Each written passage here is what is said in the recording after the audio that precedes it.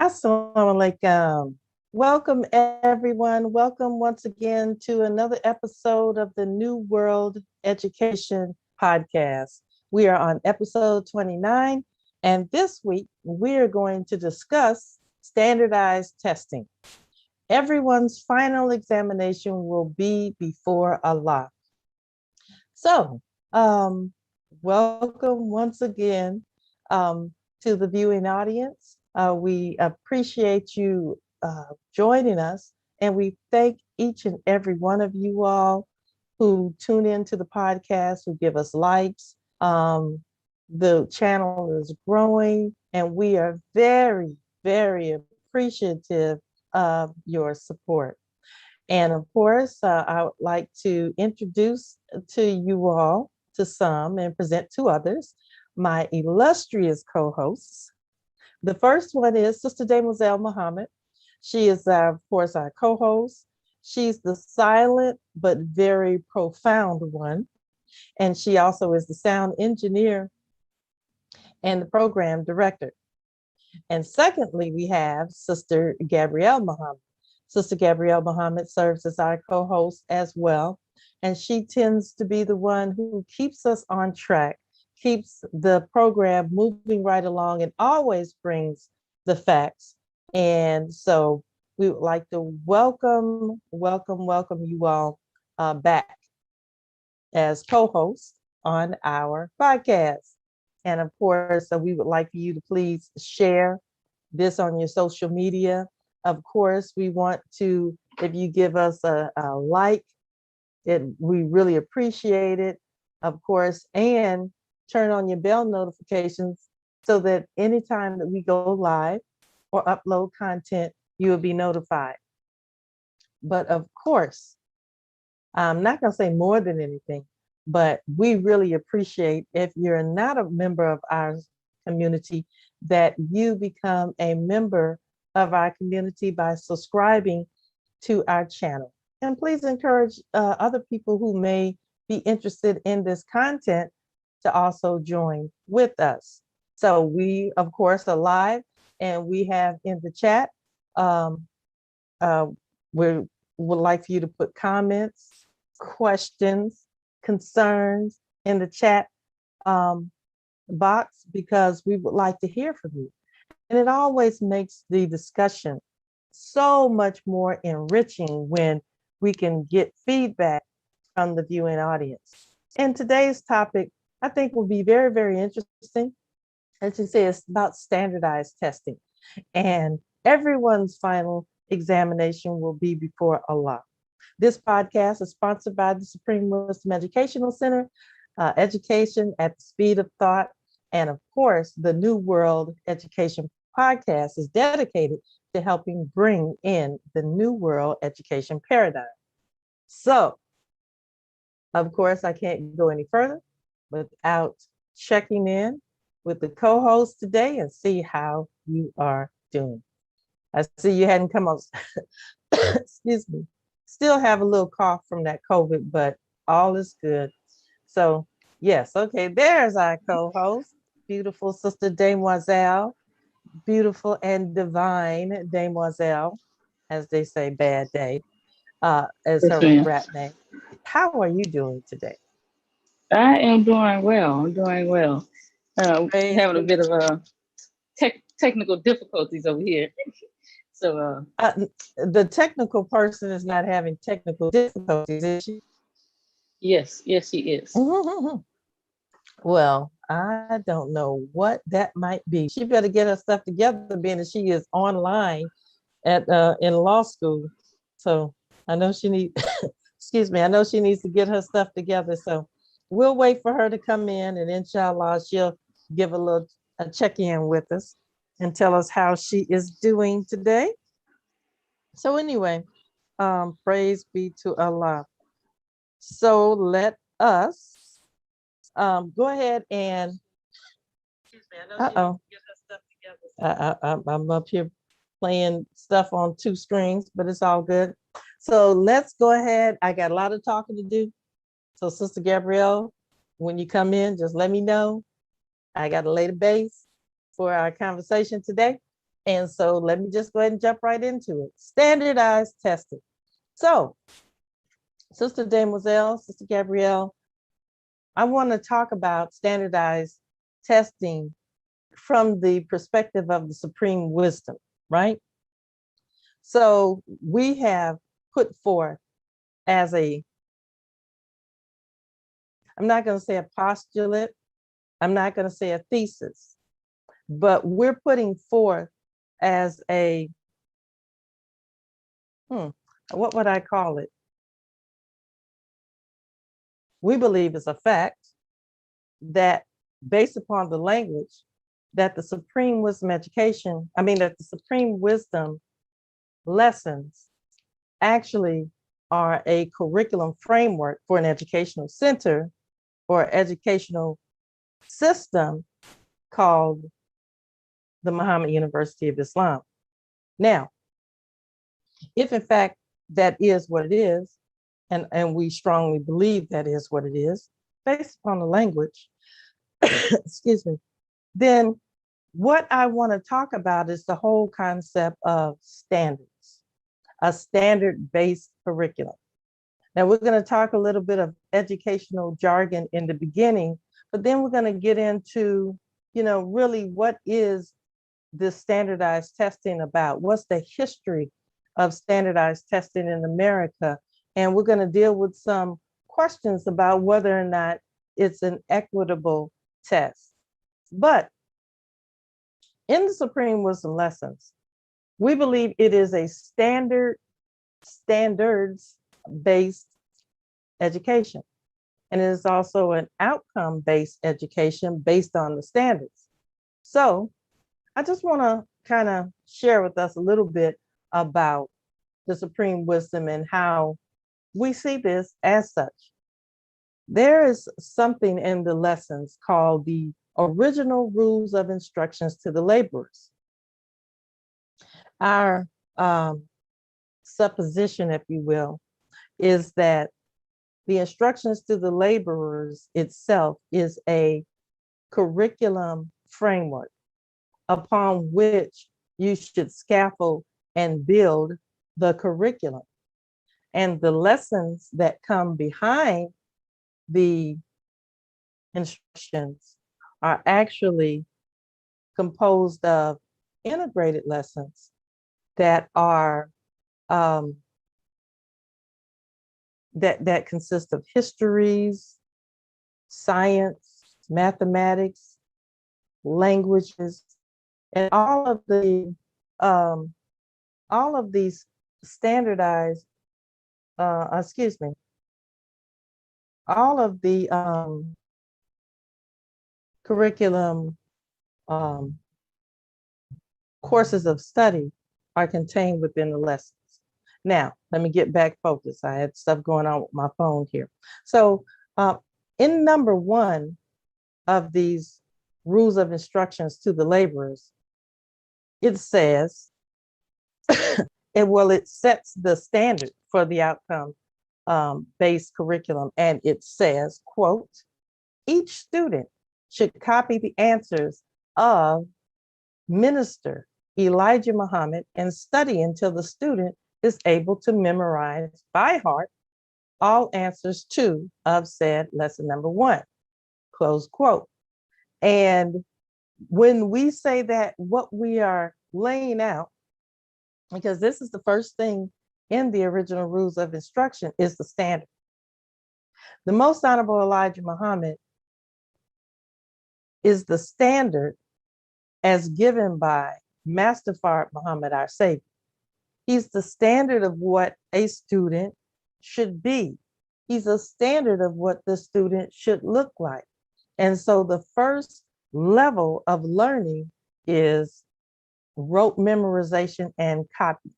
And so the Most Honorable, the Most Honorable Elijah Muhammad is our standard. And the Honorable Minister Louis Farrakhan is an extension of the Most Honorable Elijah Muhammad as our standard for this standards-based curriculum or outcome-based curriculum. Now, so in terms of As a curriculum, do we believe there should be standards? Yes. We believe that standards are necessary so that the student can have an example of what the outcome or what we are trying to achieve, or the valuable final product of this educational system.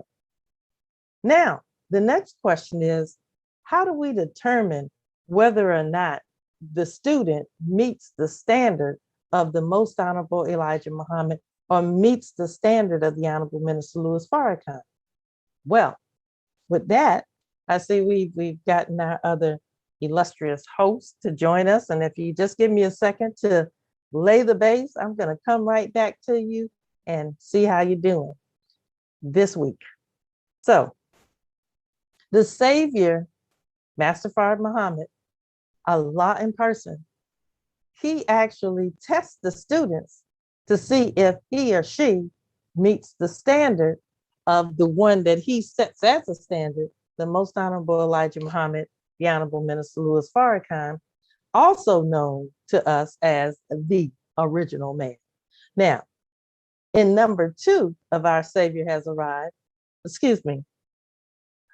number 2 in the original rules of instructions to the laborers, it states, assignment of office will be made immediately after examination and completion of his or her labor course.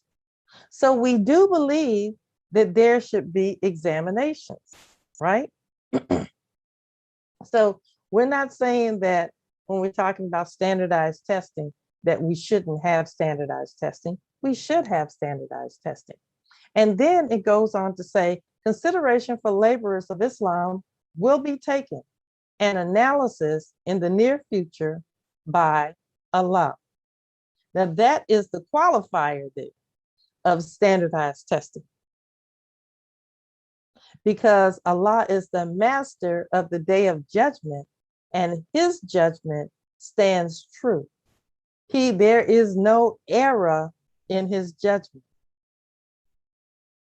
So unlike maybe some of the other standardized tests that may have bias, may have errors, may have certain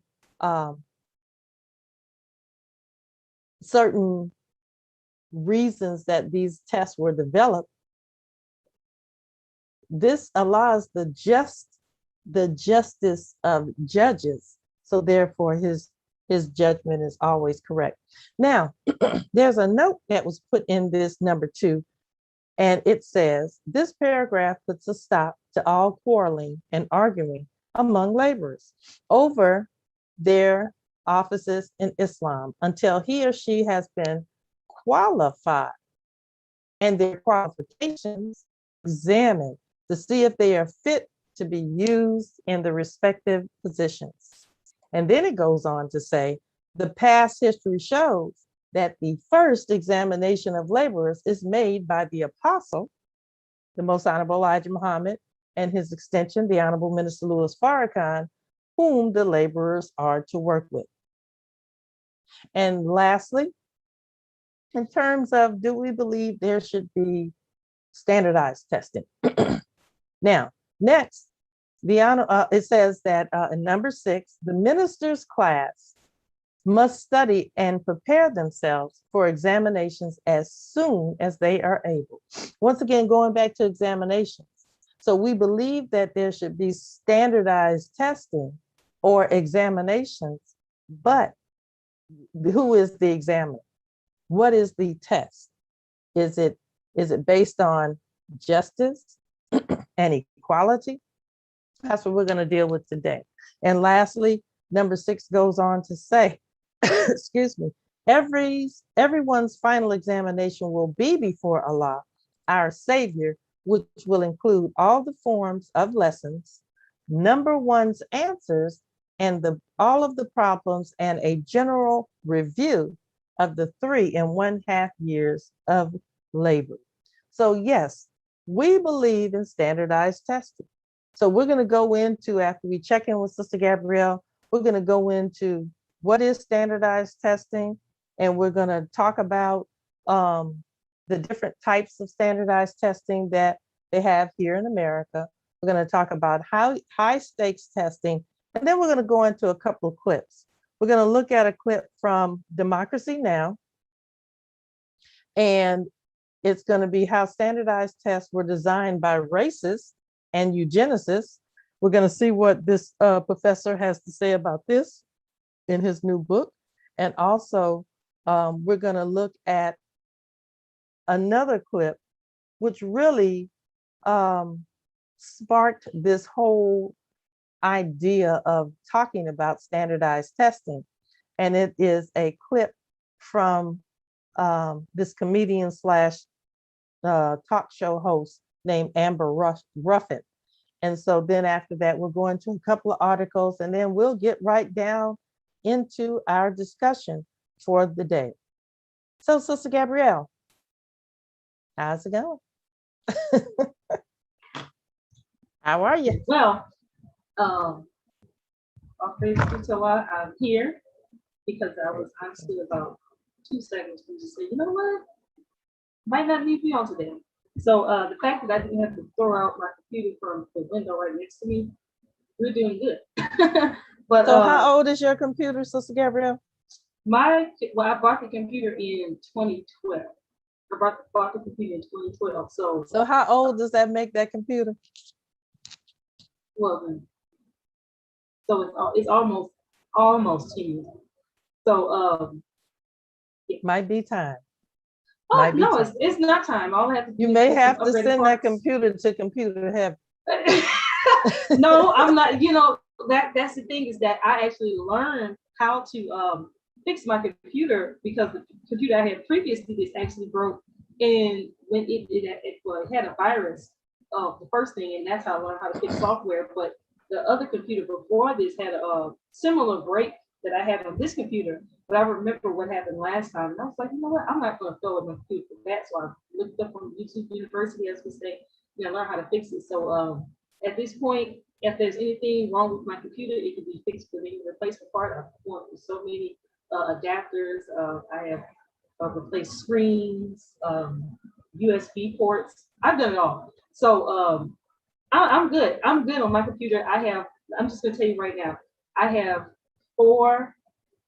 I have a 5-core processor, okay? And so basically, the more processors you have, the more processing power, therefore, the more programs that you can run simultaneously. But I don't know what Microsoft is doing, but every time they update, my computer runs slower and slower. It's not getting better. And so for some reason, if I run Zoom and anything else, my computer is going to freeze. And especially Zoom and Google Chrome, not my beloved Google Chrome, because that's how I get free stuff on Google Chrome. But nonetheless, I'm here on Praise to the Lord. Actually, today I feel like I have gotten taller. I don't know what that is, but I feel like I feel in my bones that I've gotten taller. But overall, everything is good with me. Praise be to Allah. Good to hear that. But you know that your laptop, it is a laptop, is as big and as heavy as a desktop.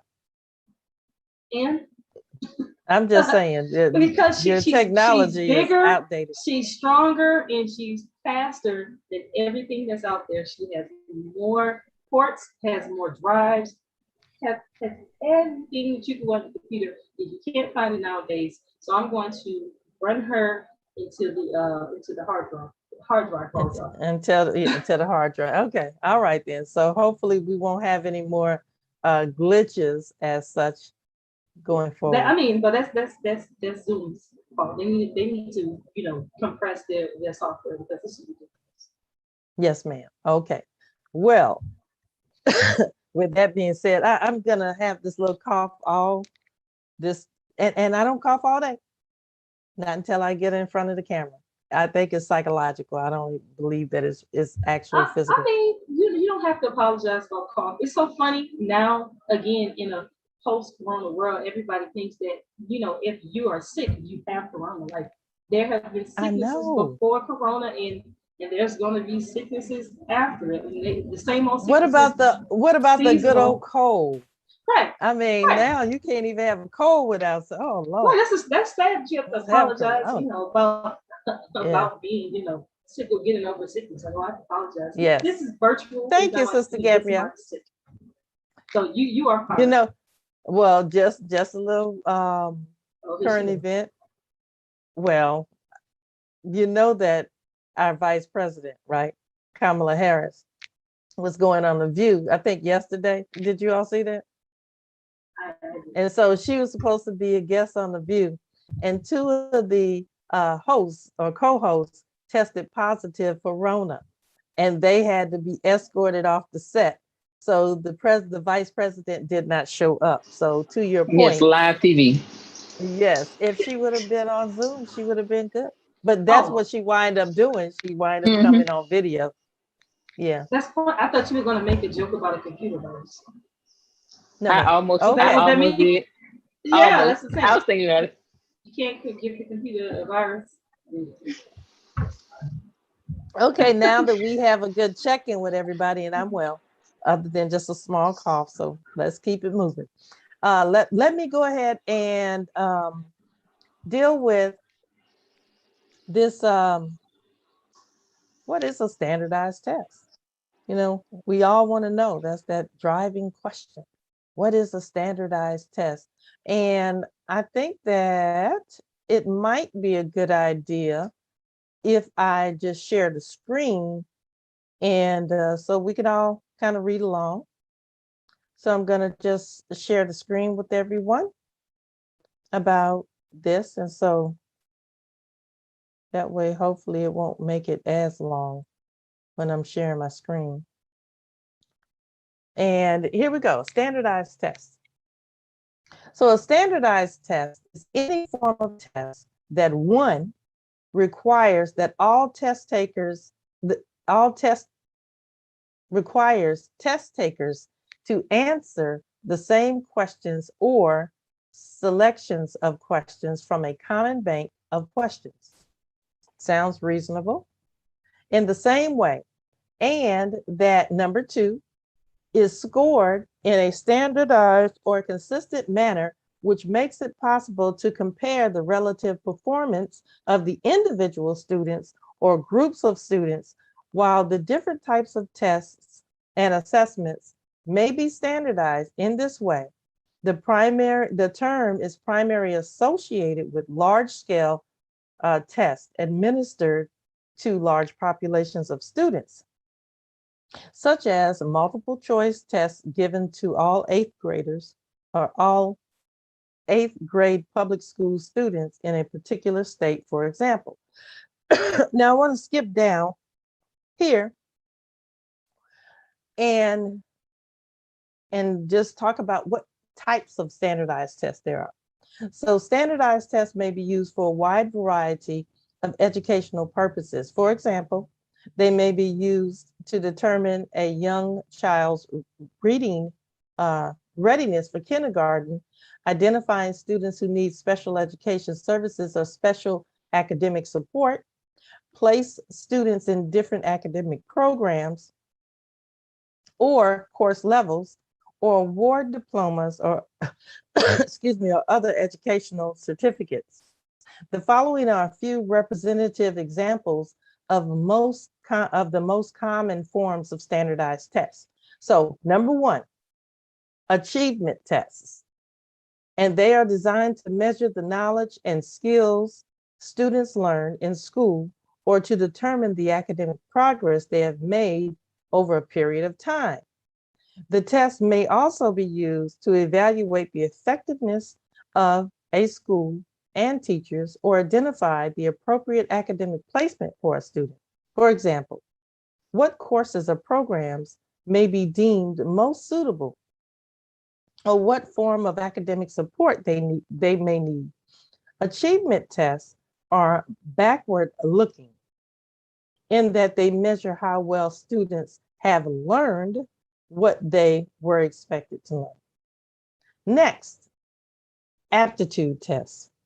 Okay, an aptitude test attempt to predict a student's ability to succeed in an intellectual or physical endeavor by For example, evaluating mathematical ability, language proficiency, abstract reasoning, motor coordination, or musical talent.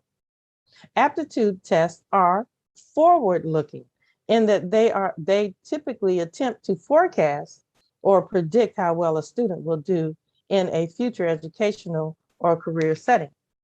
Aptitude tests are often a source of debate, since many question their predictive accuracy and value. Next, college admission tests are used for the process of deciding which student will be admitted to a collegiate program. While there is a great deal of debate about the accuracy and utility, this is really what I want to focus on. The accuracy and utility of a college admissions test. And many institutions of higher education no longer require applicants to take the test are used as, to take them, the tests are used as indicators of intellectual and academic potential, and some may consider them predictive of how well an applicant will do in a post-secondary program. Before we go to the next one, FYI.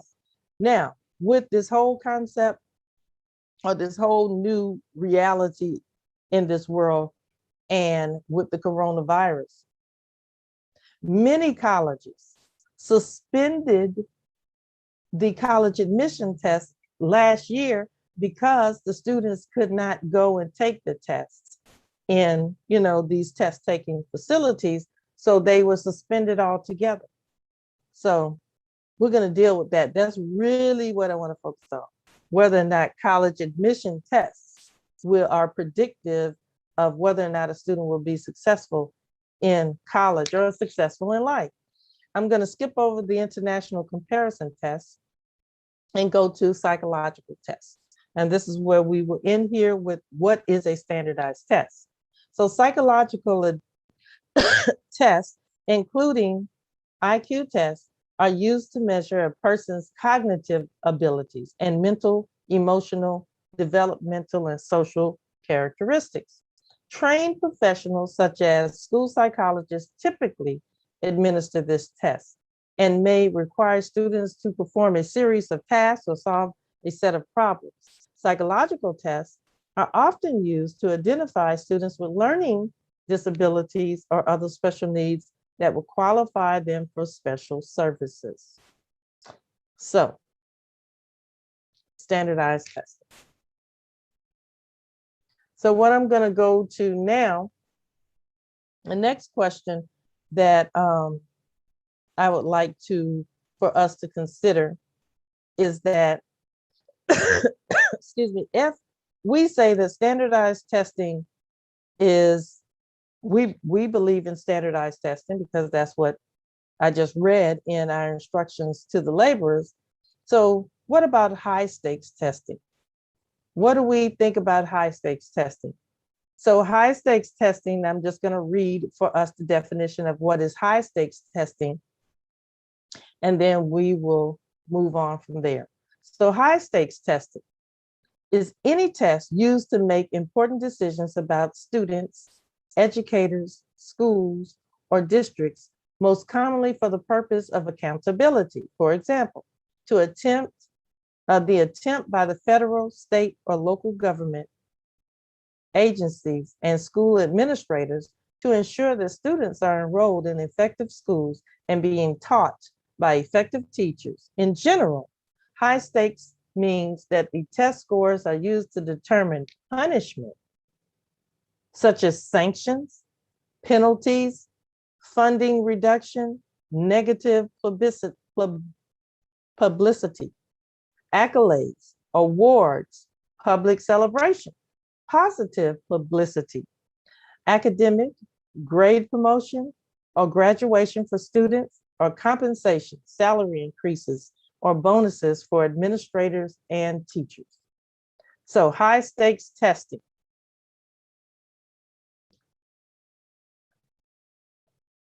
And before we go on, well, no, let's go on to the clip. So that way we can just go ahead and get this out the way. And then what we can do is that we can have us a lively discussion. So the first clip is going to be a clip from Democracy Now! Excuse me. And this is Abram X. Kendi, professor and author of 2 books confronting racism in the United States, joins Democracy Now! To discuss his new book, How to Be an Anti-Racist. He talks about, that's nice, how to be an anti-racist. He talks about the racist underpinnings of standardized tests and their development as tools for prominent eugenicists to prove the intellectual inferiority of the poor women, and particularly descendants of Africans. The tests, he argues, are blatantly discriminate against people of color under a veneer of scientific objectivity, he says. These tests become evidence that they have been looking for really for hundreds of years to prove that people of color and poor people and women are intellectually inferior. So let's go ahead and go on over to the clip and see what the doctor has to say. Oh, let me stop sharing and share again because I need to share the sound.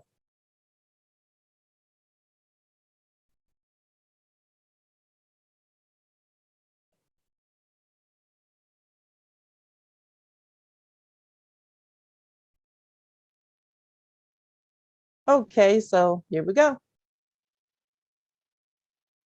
Currently, in most Let me know if you can hear. intelligence or tests, Latinos and Black people receive lower scores than whites and Asians. The question is what is the problem? Is there a problem with the test takers or the test? And for 100 years, Americans have made the case that Black people, Latino people are not achieving intellectually as much as other people, as much as white people. And I would argue, no, the problem isn't with these test takers, the problem is with the tests themselves. These are tests that were created by eugenicists.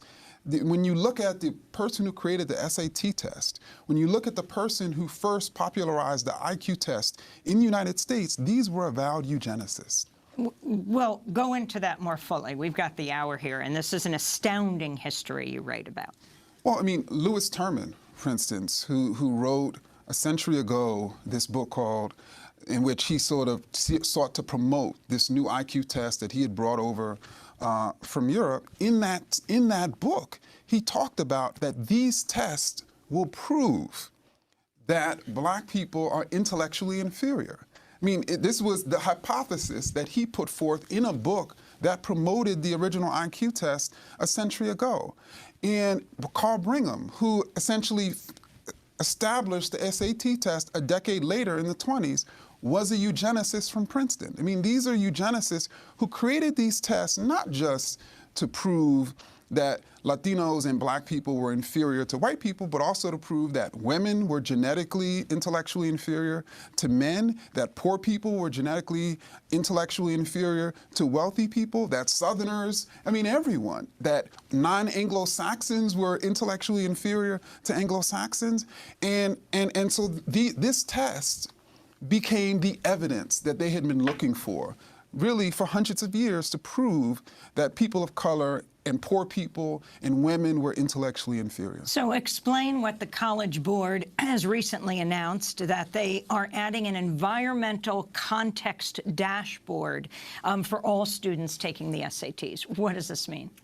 I'm trying to figure that out, too. One thing I think the College Board, ETS, some of these other institutions that have been under fire by not only anti-racists, but even parents who don't want their children being in these high-stakes testing environments. And I think they're figuring out new ways to essentially maintain the existence of these tests.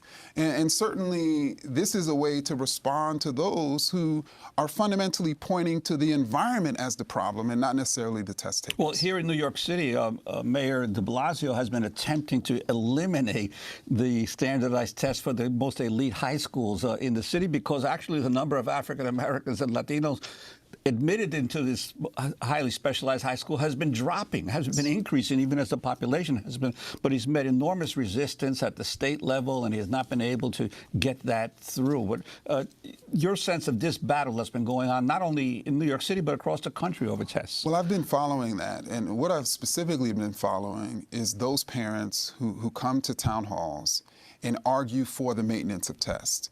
Many of these parents, though certainly not all, have said things like, my kids are scoring on the test because they work hard.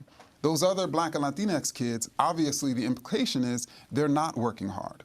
What they're not talking about, though, is that the test prep companies, the test prep tutors, the test prep industry is concentrated in New York City in white and Asian neighborhoods. So it makes sense that those who get the best test prep and who have the most access to resources to pay for test prep are going to do the best on these tests. And very interesting, and probably a corollary of all that is that the New York schools, the public schools, are the most segregated in the country.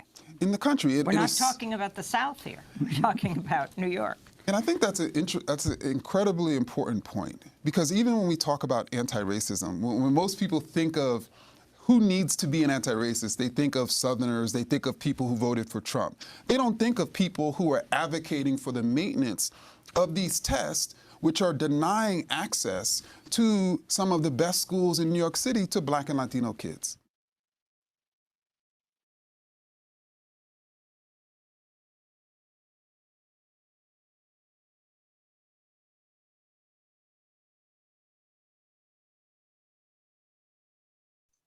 Sister Deborah, you're muted. Thank you. That was Dr. Kendi's what he put forth, that the tests were actually designed by racists and eugenicists. Now, what I want to do is, as we move forward, is let's see where I want to go with this. Let us go next to the clip that really kind of started it all for me, right? That you remember, I was like, I think we should talk about this because I saw this little comedic skit, if you will, or about standardized testing. And so it is replete with history in it, but given in a very comedic way. So I most definitely want to show this because I think that she did a good job of dealing with a very serious topic and using levity. And of course, I would like for those who are watching us to please join us in the chat. Please weigh in on this question. Do you think that standardized tests are inherently biased? Do you think that standardized tests are constructed so that whites and or Asians do better on them? So what do you think? Weigh in on it. Do you think that we should do away, or that not we, but standardized testing should be done away with in order for high stakes, in terms of high stakes testing, such as not allowing a student to matriculate to another grade, keeping students out of certain institutions because they don't score well on college entrance tests or certain standardized tests. So, join us in the chat. Tell us what you think. Now, this next video is, like I said, is by Amber Ruffin. And I've seen her a couple of times. I don't know how new she is on the scene, but I predict that she's somewhat new on the scene. And the title of what she has to say is that the SATs are designed to be racist. Here's how. So let us go ahead and take a look at this video. and then we will do a little more housekeeping in terms of or laying the base a little bit, and then we will go into our discussion. So here's the video by Amber. All this month, children all across America are going back to school, which means that all across America, teenagers are signing up for SAT prep classes. Kids take the SATs because they're an effective way to measure academic ability. Except, what if they're not? What if that's not what they were designed to do at all? Let me explain in a segment called, How Did We Get Here? There are a few things that every American high school student can count on experiencing: algebra, acne, and filling in tiny bubbles. But standardized testing wasn't always a part of American education. In fact, just like your favorite thrift store jacket, standardized testing started out in the military. In 1917, a group of psychologists created an entrance exam for the U.S. Army. It was given to new recruits, and the purpose was to separate those who were mentally superior from those who were mentally inferior. Kind of like what you do when you look at Tinder profiles. I know, I'm not looking at Tinder. I don't know. You tell me, probably.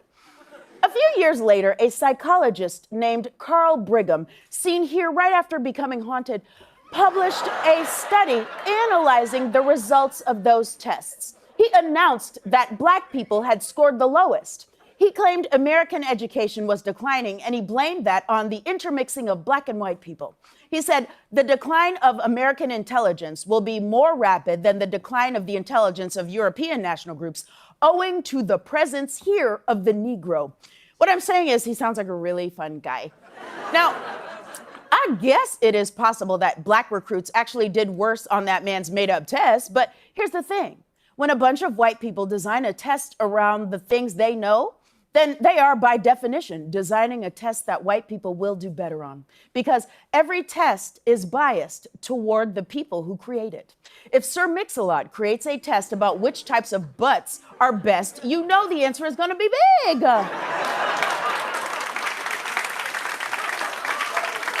So our haunted friend Carl here created a biased test. But when he said that his test proved that Black people were inferior, white people were ready to listen. And when immigrants started showing up in the U.S. in greater numbers in the early 1900s, the people in charge of immigration got a great idea. They decided to use these new intelligence tests to choose who could enter the U.S. and who couldn't. Sort of like a racist bouncer. They were used to prove that non-white people were at the lower end of the racial, ethnic, and cultural spectrum. And they weren't just written in a biased way, they were also written in English, which many immigrants didn't speak fluently. Can you imagine trying to take a test in English when you don't speak English? That's like me trying to watch a telenovela. I don't understand what's happening. I just understand that the stakes are very high. As these intelligence tests became more widespread, white supremacists started using them for more than just the military or immigration. They started using them as a scientific-sounding way to justify segregation, and even as a way to justify forced sterilization of people of color and people who were intellectually disabled. Now, that is a very heavy piece of information, so let's just take a moment and reset with a picture of two animals hugging. There we go. All right, you fell for it. Now, what does all of this have to do with the SATs? Well, at the height of the Jim Crow era, white schools were looking for new and exciting ways to keep Black students out. And in the 1920s, they said, ooh, you know who we should call? Haunted Carl. America's College Board asked Carl to create something called the Scholastic Aptitude Test, or the SAT, that they could use to eliminate undesirable applicants. And Carl said, stand back. I've been training for this my whole life. Harvard was the first school to require all students to take the SAT, so I don't know how to break this to you, but some racist stuff happened at Harvard. The test was such a hit, other colleges started using it, and by the mid-1900s, standardized testing was widespread, creating an even larger disparity in access to education. These tests became a barrier to knowledge and generational wealth for many American families of color, because that was precisely what it was designed to do. For instance, SAT designers used old test questions to design questions for next year's exam. Old questions were deemed good questions if Black and Latinx students scored lower than their white peers. So if white students did well on a question, it would be moved to the new test, centering the test around their knowledge base. Basically, the old test was writing the new test, like this. See, there you go. And I'm not just talking about how they made the test in olden times. On the October 1998 SAT, white students scored higher than Black students on every single one of the 138 questions. Every single one. They could have saved some time and just had one question. Are you white? Yes, you get a 1600. Now, many people have asked, how can we make a test that is more accessible to students of different racial and ethnic backgrounds? But as we send our kids back to school this month, maybe the question is, why are we using standardized tests at all? Because the goal of these tests was never education. It was always exclusion. And that fact is haunting, which I guess explains Carl's face. This has been How Did We Get Here?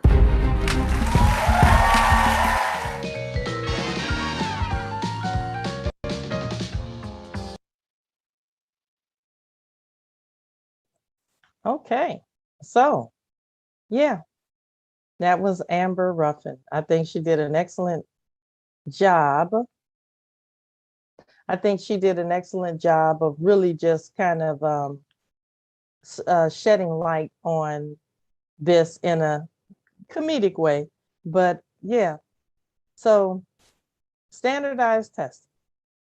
What do we think about standardized testing? I'll let you all, I have a little brief history on standardized tests, and I could get started if you all want me to. I got a couple of little things that I have written down. Now, I do want to deal with an article that is from the Brookings Institute about the SAT scores, math scores mirroring and maintaining racial inequality. We'll deal with that. But, you know, some of the notes that I kind of wrote down for myself, and I don't want you to judge me, but I made a 13 on the ACT. And I don't know if you know what a 13 on the ACT means. I'll tell you what a 13 on the ACT means. It means that I showed up to the testing site and signed my name. That's what a 13 on the SAT means. But did that mean that I would not be successful in school? No. No. I probably have more education than a whole bunch of people. And it's just because I love learning. A lot of my education wasn't even going anywhere. It was just because I wanted to know. So yeah, your test score will not necessarily determine your ability to succeed. Number two, at the MUI that I was a director of for 6 years, directress, we did standardized testing for our students because I believe that if a student was taught properly, that they could take any test. And so one thing I did not believe in doing was teaching to a test. And our school students scored exceptionally well on the test. But of course, if you look at the curriculum that we had, it was so broad in terms of knowledge. Then, you know, if you are exposed to enough information, you take these tests and you have a little reasoning skills, some deduction skills, a little being able to problem solve, you can get in there and basically do pretty well on these standardized tests. And maybe later on, I'll bring up a little of Gabrielle's 5th grade standardized tests. And Another thing that I wanted to mention is that I worked as a test scorer for Pearson. And I must say, working as a test scorer for Pearson, which is a test company, and it was constructed responses for high school science that I had to check the answers. And so it basically, the students had to write the answers out, right?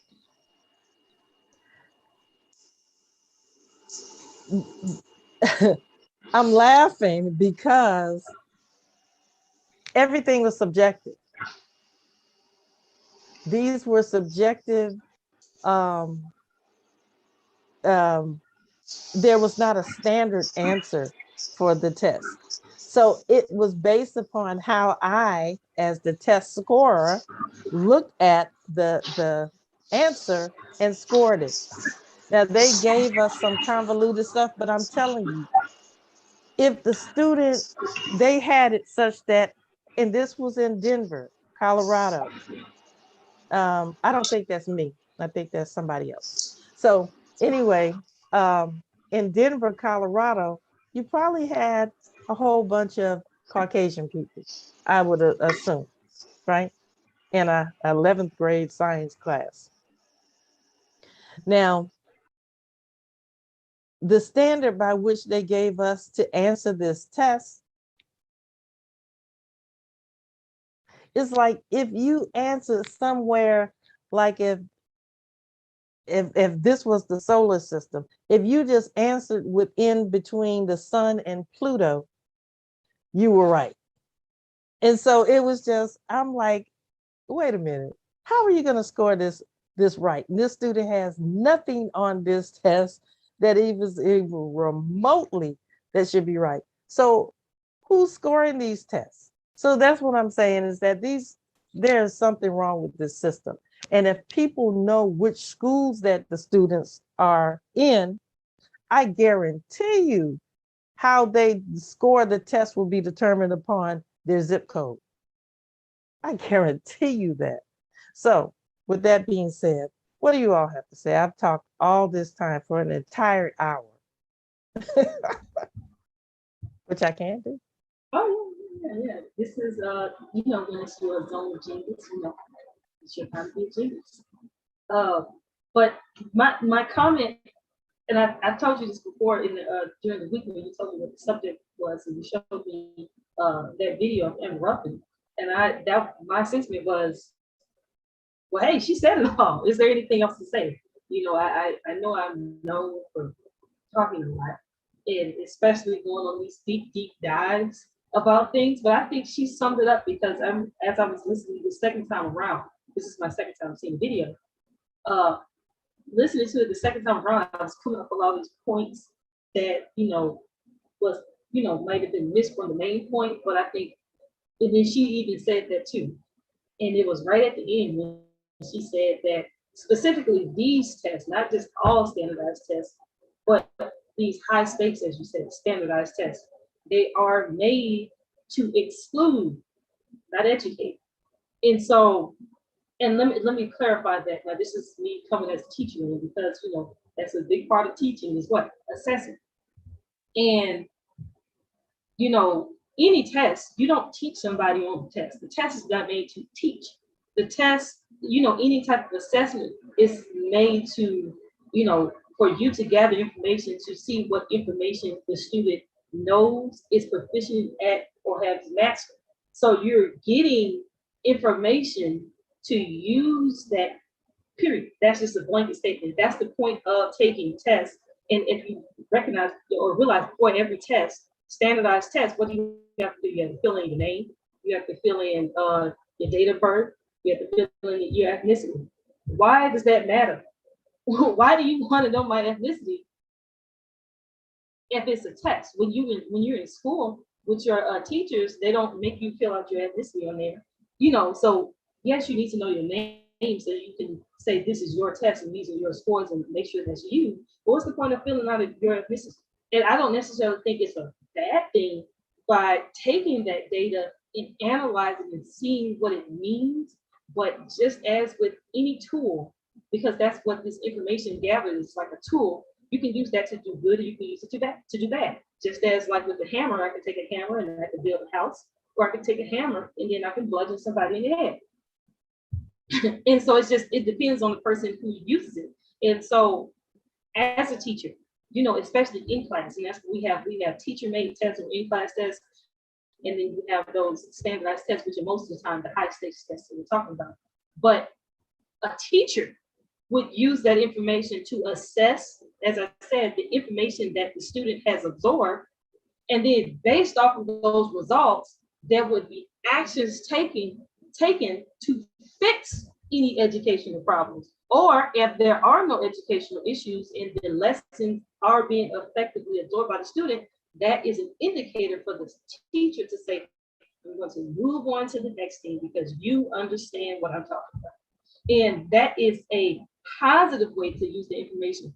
But you would think that with these standardized tests, these high stakes standardized tests, you would think that if they were seriously taking, these educational institutions were taking this information and seeing that there were disparities amongst Black, Latino, and non-white people in the education system, they would take that information and say, you know what, we need to divert our resources to the people who need it the most.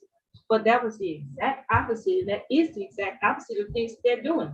And as you were reading about some of the purposes of the high stakes testing and what they do with those tests, they use those tests to punish. That's one of the things that they use those tests punitively to punish schools and school systems that are not performing up to their standard. And that's the ironic thing, is because most schools that perform poorly is because they're underfunded. And so if you're going to use the poor test scores to say, I'm going to punish them more, you're working in contravention to what you say you're trying to do. So you're trying to encourage people by punishing them, and then it just becomes circular. You see what I'm saying? And so that's the the devious things that these people do. And when I say these people, I'm talking about the people that run this country.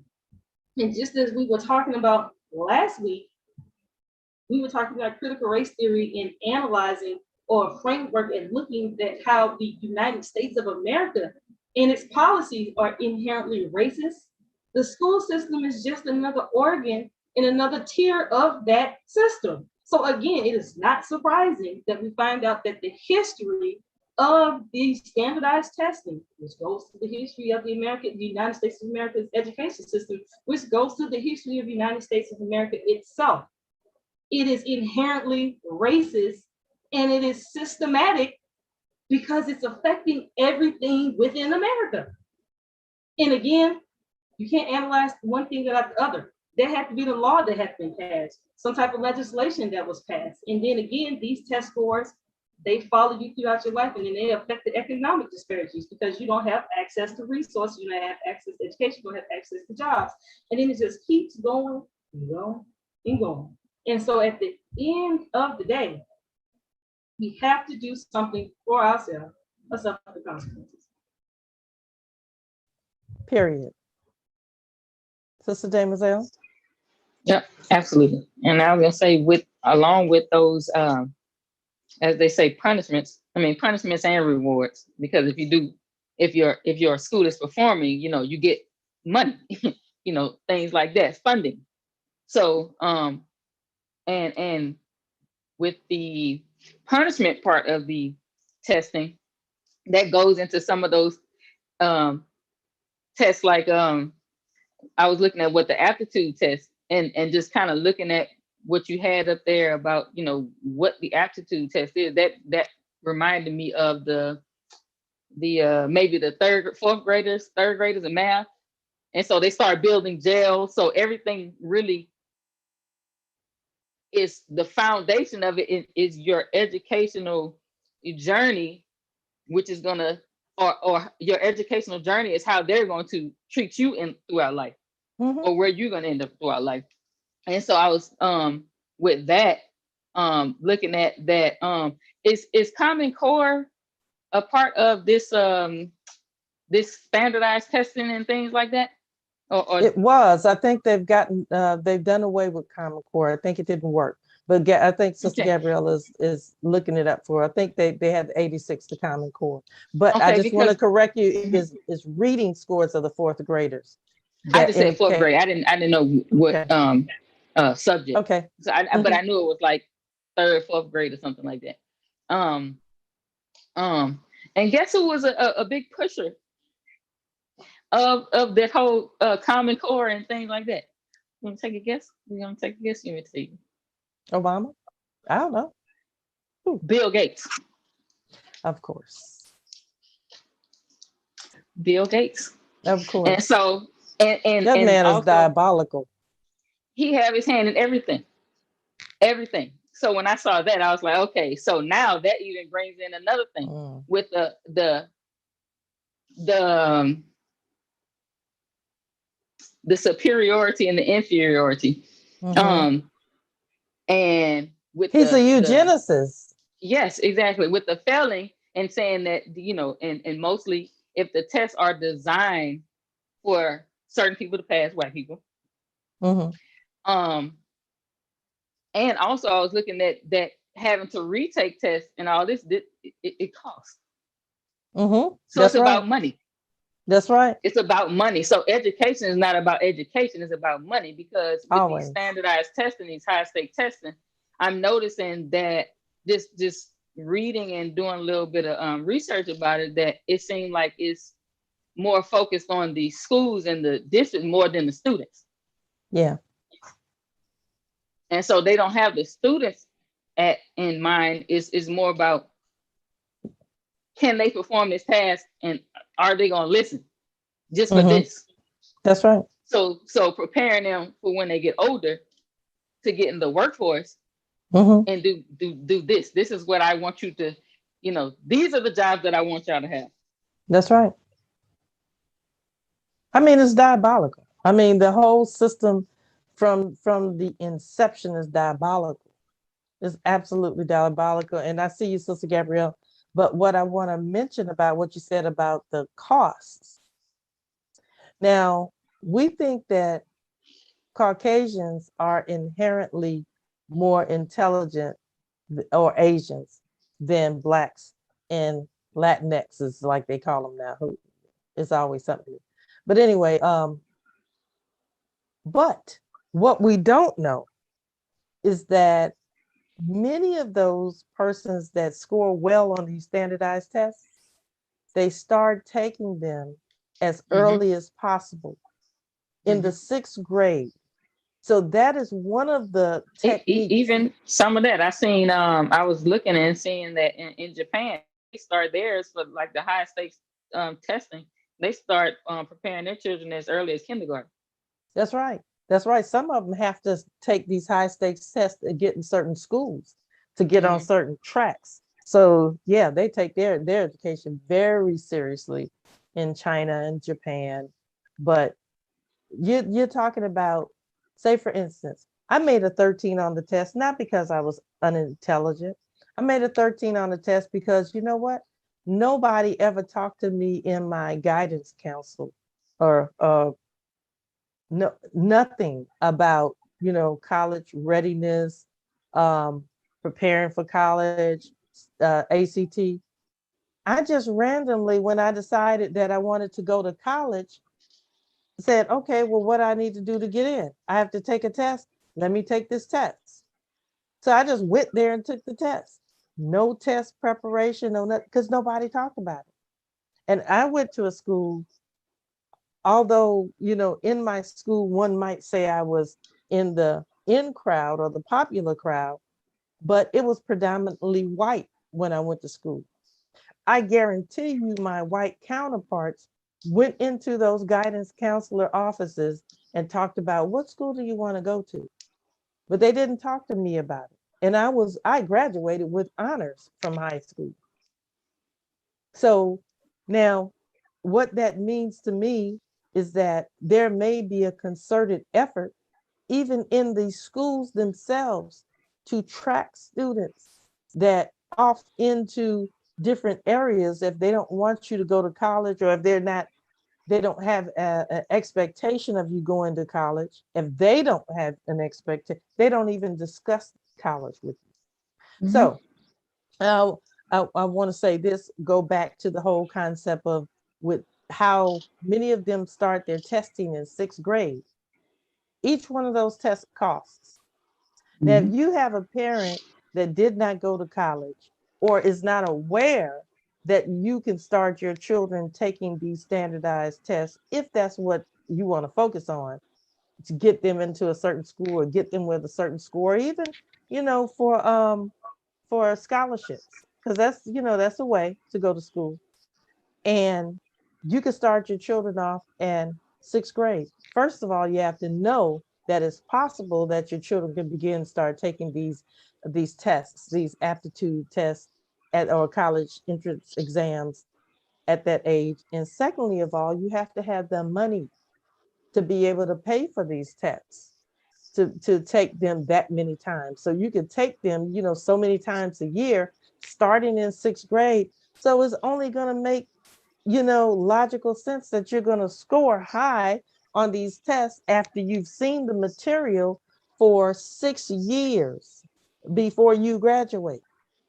And so that's a little known fact about also how they're scoring higher on these tests. It's just that they're more familiar with the material. Sister Gabrielle? Yes, ma'am. I wanted to kind of deal with even the content of the test and even how the education goes towards teaching, towards testing, like going back to why you see this disparity in between these groups. And so one thing is that, especially, well, this is my theory, why students of color do not perform well in tests, and as it was mentioned in some of the previous videos, is that, the questions that are picked and the information that is covered is information that's really geared towards white people, right? It's geared towards not what is going on, but it's We'll say geared the dominant culture. How about right, that? right. But I'm saying that the questions are geared towards more of an ideal of what they think that the students should know, and not what the students are actually learning. You see what I'm saying? And so when you're matching somebody up to an ideal, you're really punishing them for not being exposed or not knowing, which is, again, it's not their fault. It's because, one is that the information on the exam is, it uses language and things that most of those students, especially the low scoring students, just never heard of, never used that language, never went over in school. And so the thing is, when you're teaching towards a test, right? And when they teach towards a test, they don't teach towards the actual content, because those tests are like broken up into different categories of subjects. But then there's a lot of emphasis that's spent on test taking strategies than actually mastering the information itself. And so you shouldn't need, not saying you should just completely not need the test taking strategy, but it's like, if you know the information, you just get in there and do it. But because I during my student teaching, I've seen these periods in school where they prepare for the test, they actually stop all going forward all of the curriculum, and it just do nothing but test taking strategies, and it is so dry. So dry. I mean, give us some examples of so what they would teach. They will spend a whole week teaching about like eliminating answers that that aren't right, and then just you have two options that are absolutely wrong, and then that out of two you have a chance to get like a 50-50, and also being able to recognize definitive language where there's like always and never, but it's like that's not the content of the exam. They're going to test you over stuff that they deem that you should have gone over. So why not teach the content and mastery of the content? And that's why I think that the Timbuktu test prep program was a beautiful program. Genius that was started by Dr. Bagelko in Baton Rouge, is where it was an intensive, I forgot how many weeks, but it was an intensive weeks long training of the students who actually master the skills themselves. That's where right. you actually go back to the beginning of the rudiments of algebra to build up, have to learn these skills, have to learn these rules, and then take tests in time situations. They actually learning the rules of grammar, learning the rules of punctuation, taking tests and practicing those skills. Same thing That's right. with all the different subjects. That is what is not going on. Because again, if you're in school, this is what you should be doing during the semester, is you should be learning your math. That's right. That's right. So why is it necessary for you to stop school for a week and teach to a test when That's the right. test is supposed to be on the stuff that you're teaching? So just focus on teaching the information and less on the test. And so the thing is that basically, if you're a student that is at one of these underfunded schools that are understaffed, and then a lot of times you have people that are underqualified teaching these classes to these students. So the teachers themselves don't know the information. You will have a coach teaching math. I saw this, and I couldn't name names. No. Yeah. But you had a coach, a basketball coach teaching math. And when I had to do my as a part of my student teaching, I had to do observation of at least 4 teachers for classes. And when I sat in that class, when I tell you they did nothing, they were taking math class like in it seemed like a science lab that wasn't being used anymore. So they had like science lab tables, and then it's like they pulled chairs from out of the library, and the students were just lounging and cracking jokes on each other, and there was no math being done. And even the teacher was cracking jokes on the student like he was the student's age.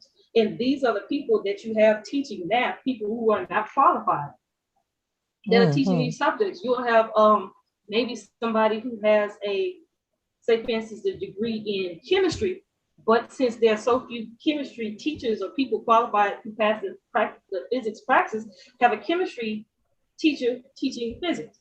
And so it's like you can try to do your best to so you have this kind of never-ending cycle. And so again, it's the student is being punished for a lack of resources. So it's almost like if you go to this school, you will not do good. So it has nothing to do with the individual student's aptitude or abilities. It has to do with the school itself. Because you just are not going to learn that information at that school. I spent the whole semester, I promise you, in physics. I came at the second semester of school, and they just finished dimensional analysis. And so I spent like maybe a few days on dimensional analysis. I'm like, we have to move on, because you should not take a whole semester being able to move decimal places and talking about moving a decimal place to the left or to the right. But again, when you have unqualified teachers teaching subjects they really don't know, what do you think the students are going to get? So again, like I said, it's circular. When you punish people for bad scores, instead of saying, taking this information like an actual educator would, now this is another thing. I have a question. Who are making these tests? Are there educators that are making the tests? Or what? Because if you're an educator, like you said, you would take this testing information and say, okay, this is what we need to fix. But instead of saying that this is what we need to fix, they're just calling a spade, like you're just stating the obvious. The test scores are bad, like, but you're not doing anything about it. And so that's the thing. It's like it's just, it could be done right, but as Sister Demoiselle said, when it's a industry in a business out of this, it really is money walks.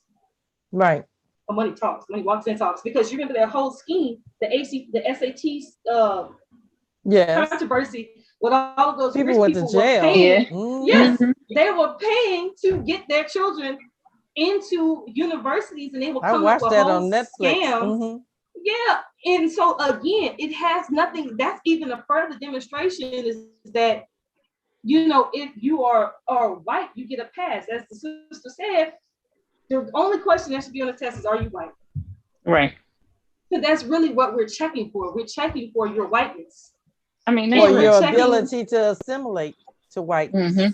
Exactly. But again, if you scored well, they assume that you had the test prep. They assume that you bought the products, right?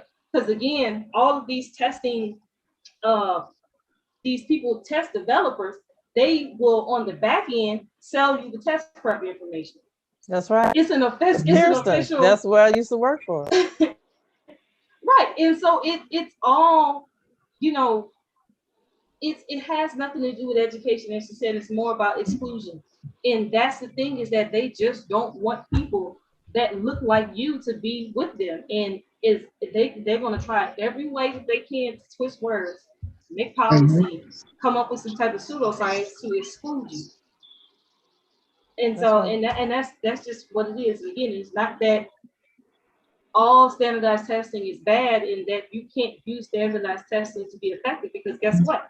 The LSAT, is a standardized test. Mm-hmm. Again, it is trying to exclude people that don't, meet the muster, but the difference What is the between LSAT? it's the law school admissions test. But Okay. the difference, that's even exclusive too. We're not forgetting that. But the thing about it is that at least with law school, it's not like they're judging you based off of information that you should have learned. And Mm-hmm. Mm-hmm. until you are a law student, you just don't know these things. You know, Right. But it is but based off of logic it and is based off of problem logic. solving. Mm-hmm. Exactly. But again, that's not a course that you learn in high school in compulsory free No, education. no, That's not you don't something get that that you till learn. college. Mm-hmm. Exactly. And then everybody in college does not have to Doesn't take take logic. Mm-hmm. Mm-hmm. logics. So Mm-hmm. again, there's an assumption that if you want to be a lawyer, you have to do what you have to do to get in. But Mm-hmm. again, with high school to college, they're assuming that you learned all this information because you went through the process. Right, right, So right. again, if you went through 12 years of schooling and then failed the test at the end, is that your bad or is that the school system's bad?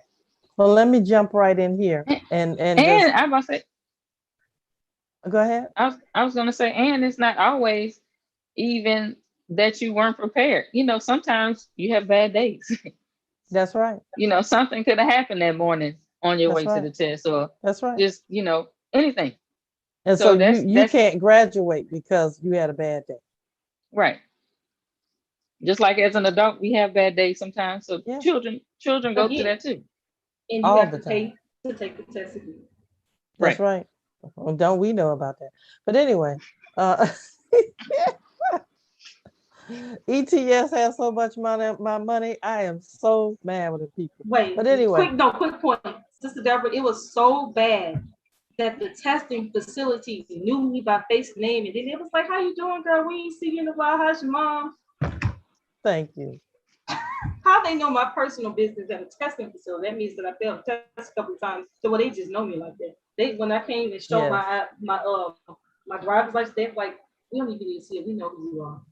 And look, what's so crazy about it is that someone told me, I can't remember who it was. They said, tell your daughter to go take the test at the white college Yeah. Uh-huh. I heard that. and passed Wait a minute, right Sister Deborah. away. You brought up a whole point. Look, we have to talk about it. True story. Wait, ho, pump your brakes. I just want to say this one thing about in reference to Sister Demoiselle. Sister Demoiselle was in 8th grade and my son was in 4th grade Yeah, we used in to the experiments. in the city of Baton Rouge. They started high stakes testing. That year, in the middle of the year. But the thing about it is that you would think that you would start high stakes testing. You would start with children that are entering into kindergarten or 1st grade, and then you would allow the high stakes testing to come when they made it to 4th grade. That would be the first high stake test because you're testing them on what they were supposed to have learned. They literally switched in the middle of the school year. Literally, Demoiselle and my son Orel, because they were 4 years apart, both came up on high stakes testing at the same time. and Demoiselle didn't pass the math portion of the high stakes test. And they were telling her that if she didn't go to summer school, she would have to repeat the grade. I went up there and told those people, you already know, you already know. I said, let me tell y'all something. My daughter is not going to repeat the 8th grade. And she is not going to summer school. I said, you had her for 9 months. I said, and she couldn't pass the test. You're not going to have her for 3. If you couldn't get it in 9, you can't get it in 3 over the summer. So I took my child to Timbuktu, which Sister Gabrielle was talking about, a summer test prep program. She went back after, it wasn't even 3 months. It probably was like 8 weeks or something like that. Went back, took the test, passed the test, and went on to high school. And this is how these people set this system up. Do you know how many students fail? And then they had enough insult to call it, you'll be an 8.5 student. Yeah, I remember that. Yeah, 8.5. So you can go to high school, but you're going to be in a special class over here called 8.5. And this one, after that, this one, the no Child Left Behind came in. That's what it was all about, the No Child Left Behind. And like the man says, he said that Americans do get irony. He said, because if you say No Child Left Behind, it was Sir Ken Robinson, one of my classes. I have him watching this video of him talking about, he's from the UK, he's British. And you know how they say that the British always are like, have this comedic sense or dry sense of comedic understanding or whatever, and they get irony, and they say that the Americans don't. He said the Americans get irony when they said No Child Left Behind, and they said it actually means that most children will be left behind because they did the high stakes testing. He said they get irony. But anyway, the point is that, yeah, I told them, no way, Jose, are you getting my child over the summer? And so this is how you have to treat these people. And then I got involved in a class action lawsuit because I'm like, we need to I'm serious. We need to sue the educational system. That's why I'm trying to get Sister Gabrielle to go into educational law.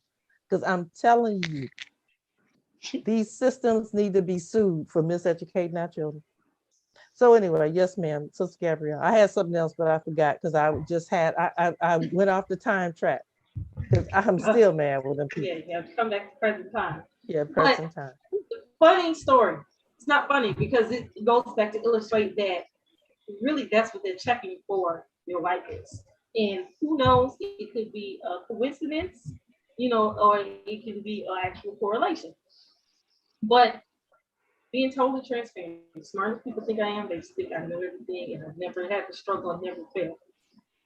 Going through college, it was a fun time, I had a good time, and probably too much of a good time. I really didn't know what I was doing, but I just thought not a good time like other people have good times in college. But, I just enjoyed all of my classes, learning new stuff, getting. She wasn't partying and going to Greek shows and stuff. I was traveling all across the United States on the school's dime, traveling all around the world on the school's dime, taking classes, learning different languages because that's something that I wanted to do. I just thought I could take, just pick a course off the apple tree and then say, okay, this is what I want to do. That's what I encouraged you to do while they were paying for it. I didn't know that you had to follow a curriculum for your. I didn't care. Degree. I was like, girl, take it. I was just having fun. You heard me? And so I did. Now it's close for me to graduate, and I still have a few classes that are missing to get my degree. And one of those classes, now I'm at the end. I finished everything with my curriculum, and it's just this one class that was left, but I didn't realize that I could have, should have taken it earlier just in case the situation came about, which was the practice exam. And so the degree I had was the physics degree with the concentration in education. And so instead of the rest of the business students who had to take a physics departmental exam, which is like a physics exam, which is made by the Department of Physics, I had to take Right. the praxis exam, which is a state test, but it's a standardized test to be certified with your teaching certification. And so I took the, it has two parts to the praxis exam, and I took PLT.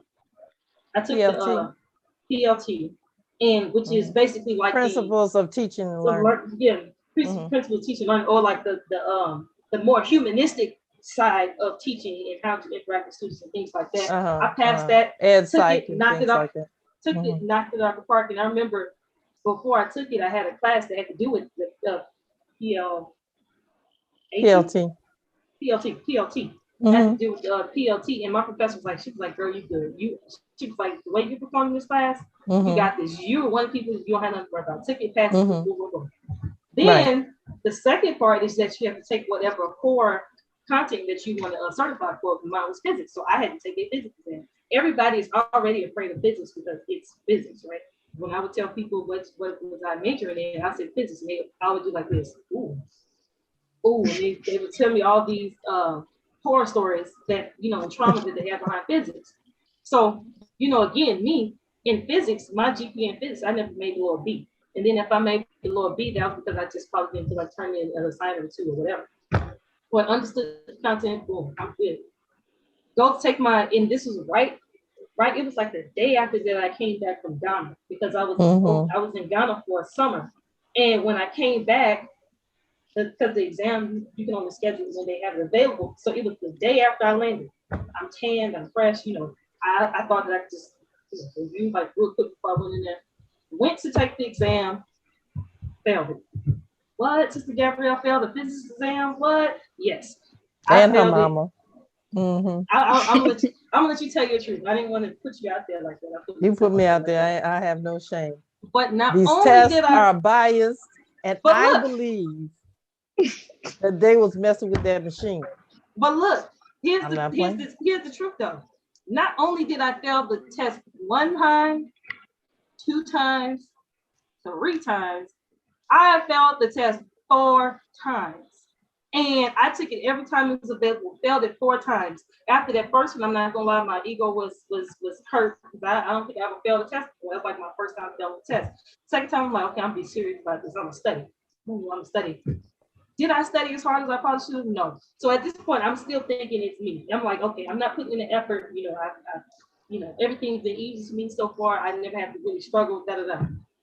Third time I took it, I was like, did I fail it 3 or 4 times? I know at least 4. 3 times. I think it was 4 too. I think it was. I think that 3rd or 4th time you was hot. Yeah, because I was like, oh man. So and I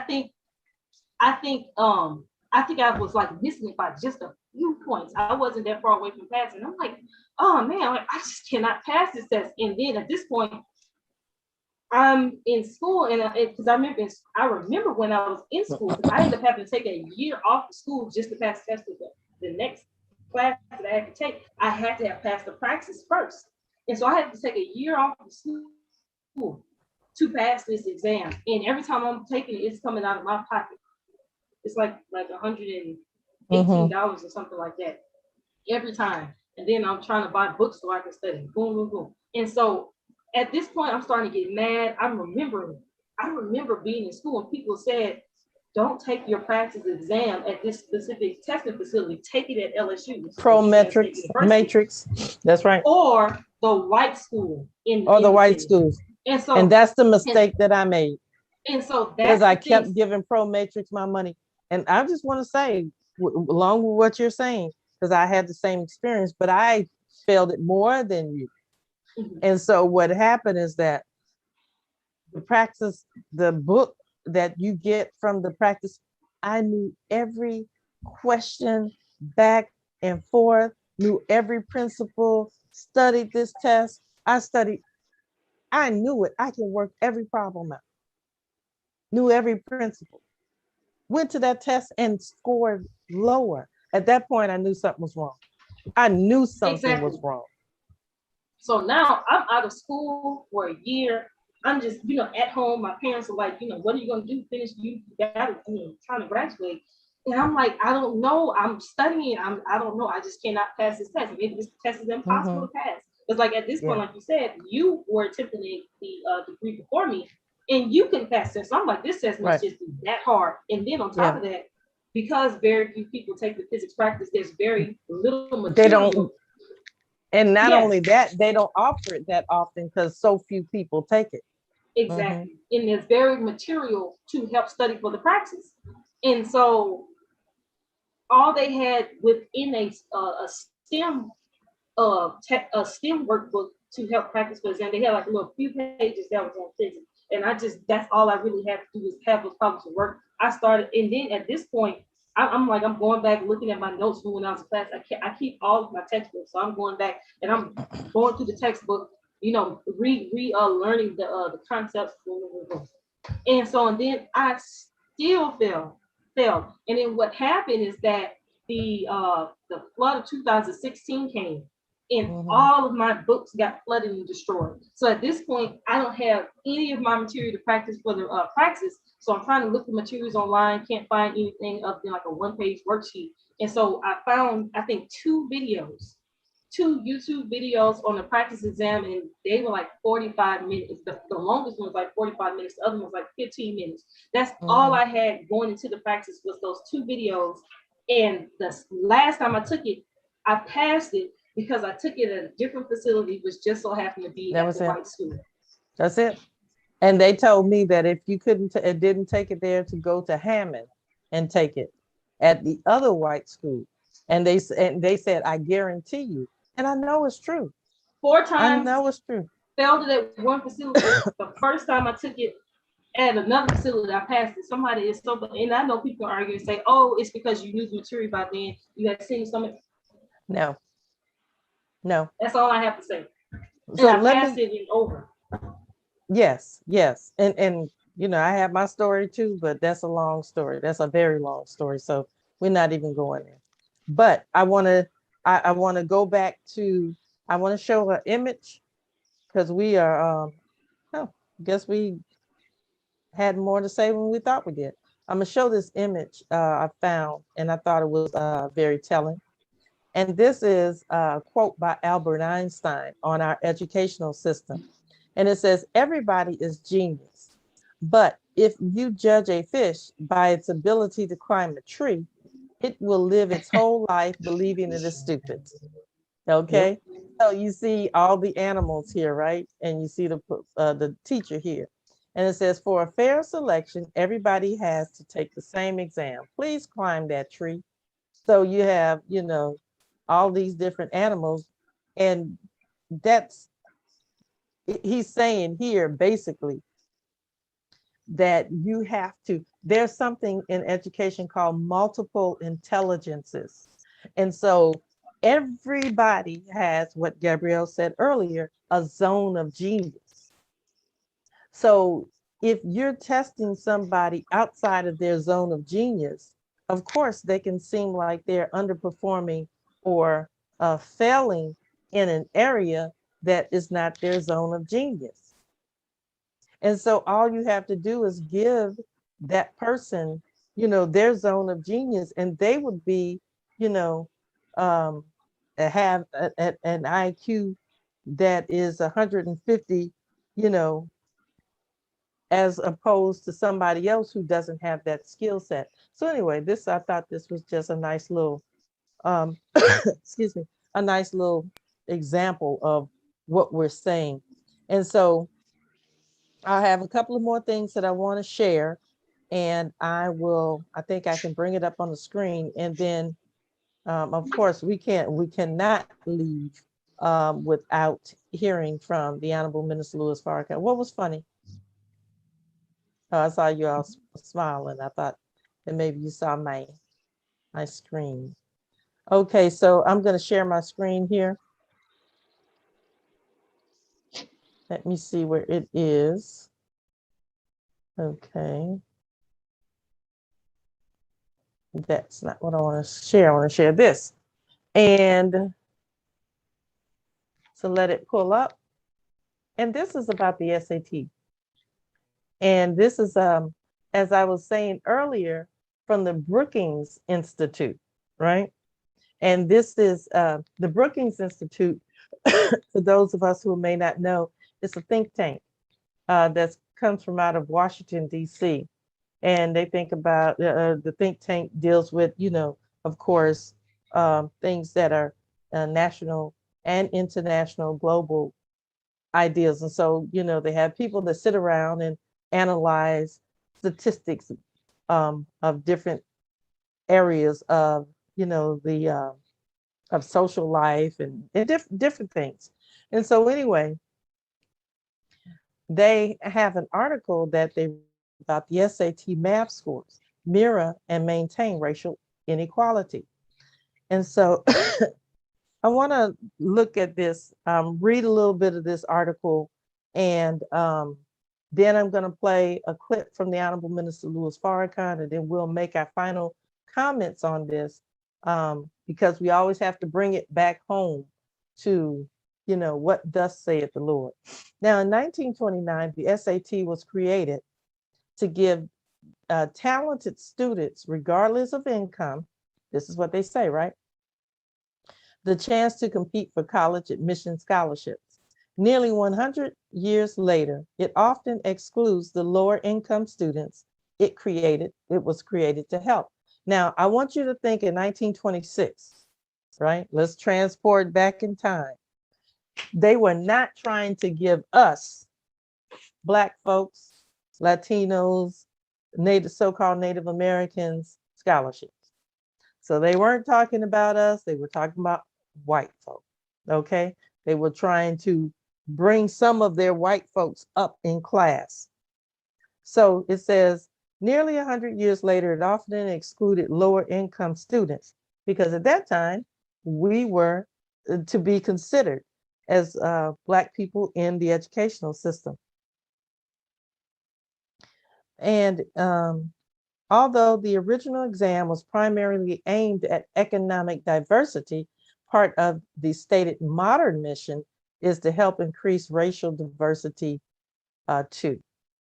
But Black and Hispanic or Latino students routinely score lower on the math section of the SAT, a likely result of generations of exclusionary housing, education, and economic policy, which too often means that rather than reducing existing race gaps, using the test in college admission reinforces them. Mind the gap. Excuse me. Mind the gap. SAT scores. We investigate SAT scores by race using the College Board publicly available data for over 2.1 million 2002 high school graduates, with a particular focus on the math section. This analysis builds on our earlier work on the same issue from 2017. Race gaps in SAT scores highlight inequality and gender upward mobility. Now, this is where they get into where it really counts, the statistics. In the class of 2002, averaged a score of 523 of 800 on the math section of the SAT, slightly below the College Board's college readiness benchmark of 530. Okay, so as an average, the 2020 class scored below. The College Board predicts that the average SAT test taker will earn less than a C in their first year math course. Now, this is how they do the correlation. So if you score this, they predict that you will perform at this level. The average score for the Black is 454. Okay, now the average score all across the board was 523, but for Blacks it was 454, and Latino or Hispanic students was 478, which was higher than the Black students in math on the SAT. Now, it says are significantly lower than those whites. The whites were 547, and the Asians, which of course, where do you think they scored? All the way on top, 632. The proportion of students reaching college readiness benchmarks also differ by race. Over half, or 59% of whites and 4/5 of Asian test takers met college readiness math benchmarks compared to the less than a quarter of Black students and under a third of Hispanic or Latino students. As we show, there are similar patterns for English, but the gaps are not as stark. So we're dealing with math, okay? And so, of course, we believe that mathematics is Islam, and that if you don't know math, that you will be subject, according to the Most Honorable Elijah Muhammad, to people that do know math. Now, this race gap among college readiness. Now, the light blue is reading and writing, and the lime green is math. So if you look at the Asians, it says portion of test takers meeting college readiness benchmarks. Now, of course, at the top here, these are the Asians. So they're in reading and writing, okay? So this is their probably second language, many of them, because they believe in their tradition. So I'm sure they learned how to speak their native tongue at home. So they're scoring in almost the 85 percentile in reading and writing. And in math, they're scoring about at the 80 percentile. For whites, they're scoring about at the 79, 78 percentile in reading and writing. And in math, they're scoring about 59%. For the Hispanics or Latinos in reading and writing, which we know that that is their second language, English, that they're scoring in maybe around the 50 or a little bit above 50 percentile. And in math, they're scoring maybe around 30, 35%. Excuse me. And with the Blacks, you have the reading and writing is about 43%. And then math is somewhere around 21, 22%. I think this is what they say at the bottom. So but visuals really help.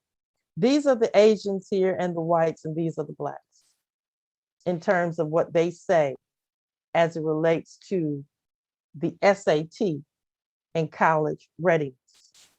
That's what makes, and I just want to stop right here, HBCUs so important in the Black community is because at an HBCU, of course, the standard for the scores that's SAT and ACT are going to be lower than you would have at the predominantly white schools. But the other thing about it is that most of the times, many of these professors at the HBCUs, they are there, not just on the paycheck, but they are there because why?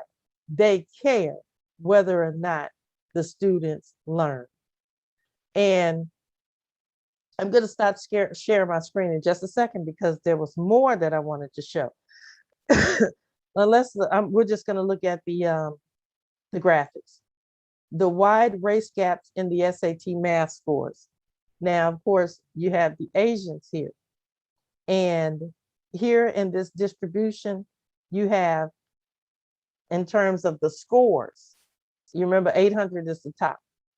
And so you have, that's the green, the lighter green. The darker green is from 600 to 690. The orange, or the lighter orange, maybe tangerine, is from 500 to 559, and so on and so forth. Now look here, the Asians right here, 35% are scoring between 700 and 800 on the ACT as compared to Blacks that are scoring, the little percentage is so small, 1% of Black people are scoring in the 700 to 800 percentile of this. So it's just there, we have to look into this. And a lot of us, let me stop sharing my screen. A lot of us really are desirous of getting our children into these schools and these institutions, such as a Harvard, a Princeton, a Yale, because of the fact that the prestige that comes with it. Okay. I can't hear you, Sister Gabrielle. I said access. Yes, access. But the thing about it is that these institutions, as with most institutions in America, were designed to keep you out. A lot of students, and we have examples because in Baton Rouge, you have Southern University and A&M College, which is a HBCU, and you have Louisiana State University. When I was coming up, it was never a question about what school you were going to. You were going to the HBCU, although I did go to Louisiana State University, but that's another situation of time. Anyway, I did wind up going to Southern University, and I felt that I was where I should be. I felt out of place at LSU because it wasn't really where me personally should have been. But I say this to say that many of our students that want to go to LSU because they want the prestige, they wind up going there failing out anyway. I've seen many of our students do that. Yeah, I'm going to LSU, I'm this, that, and the other. First of all, they're not able to get into LSU by going straight in. They wind up usually having to go to JUCO or a junior college, and then they have to transfer over. And then when they transfer over, they're still not prepared for that level of college, whatever. I'm not going to say academic rigor. I'm not going to say that. Yes, Sister Gabrielle. I wanted to, because it was the last time, I really wanted to jump in and clarify, because I know at least 4 people personally that had that exact same experience you said, that went to LSU because they thought that it was a better school. They specifically went there because they said it was better than Southern, and they didn't want to go to Southern. And you want to know where I met all these people at? Southern. I met them at Southern because they went to LSU because they thought it was a better school and failed out. And they didn't fail out because the school was harder, or that the information, or like you said, the classes in the academics were more rigorous. Most of them said they failed out because of 2 things. The class size was so large 500 that you are just a people in the number. class. Yep. That you are just a number. And if you have any issues with understanding, it was very hard to get assistance and very hard to get access to the professors or resources because of the class sizes. And the second one was just straight up racism. Straight up. They said that people would discriminate on them and treat them, unfairly because they were Black, and they knew it. That's right. And statistics, the statistics at those predominantly white institutions or schools, they have it where there's a high failure rate or attrition rate with students of color. They'll let them in, but they can't say it. And that's a reality. So let us go ahead and now, as we've laid the base and we're bringing it home now, I want to play a clip from the Honorable Minister Louis Farrakhan. Did you have something to say, Sister Demoiselle? Okay, you look like you had something to say. Okay, so I'm going to share. You did? No, I'm serious. You did look like you had something to say. So I'm going to share a clip with us from the Honorable Minister Louis Farrakhan. And this is from the educational challenge that he did back in 2008. And I think that this is that this clip, and that this clip really just brings it on home, brings the whole situation or the educational disparity home. And he goes at the root of it. So here we go.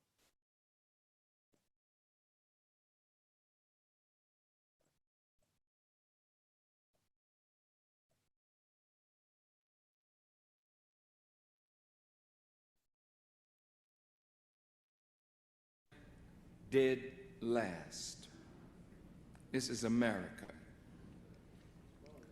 Only 32% of fourth graders are proficient in reading. 42 million American adults cannot read at all. And 50 million are unable to read at a higher level that is expected of a fourth or fifth grader.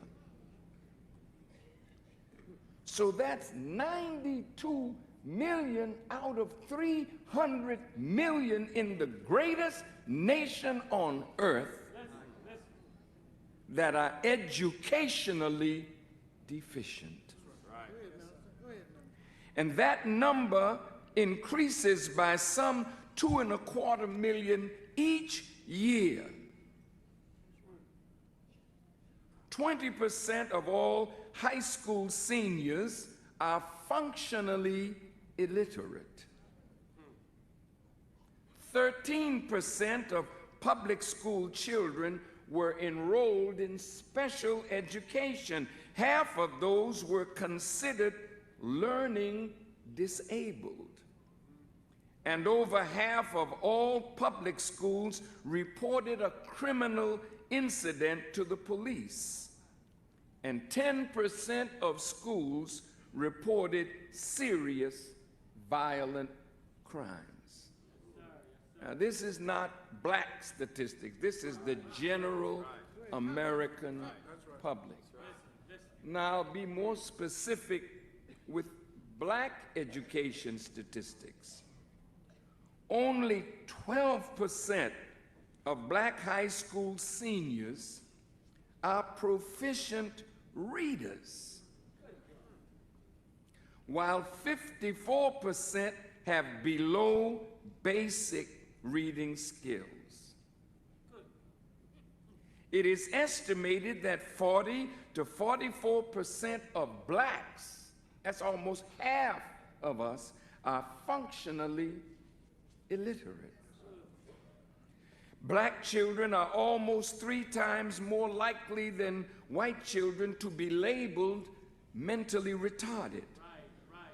Blacks are 2.5 times more likely to be placed in remedial or low-track classes. Even when black students show potential that is equal to or above that of whites, they are 40% less likely to be placed in advanced or accelerated classes. 2/3 of so-called minorities in public school fail to reach basic levels of national tests.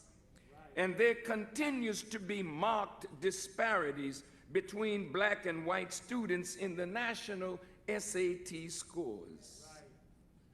32% of all suspended students are black, and black students are twice as likely as whites to be suspended or expelled.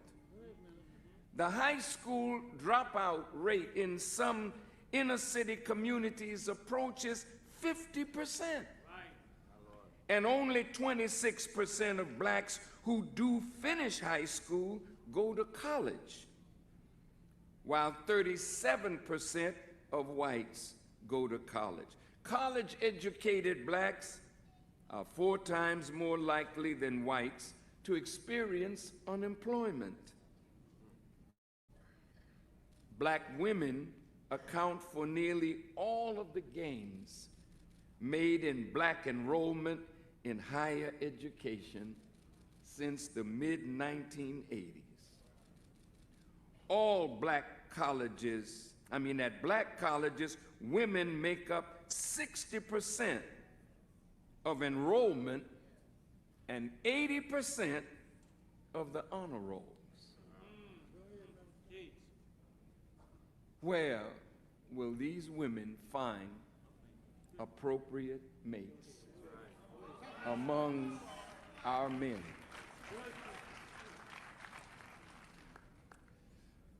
babies with poorly educated mothers are more likely to die in the first year of life or have chronic health problems growing up.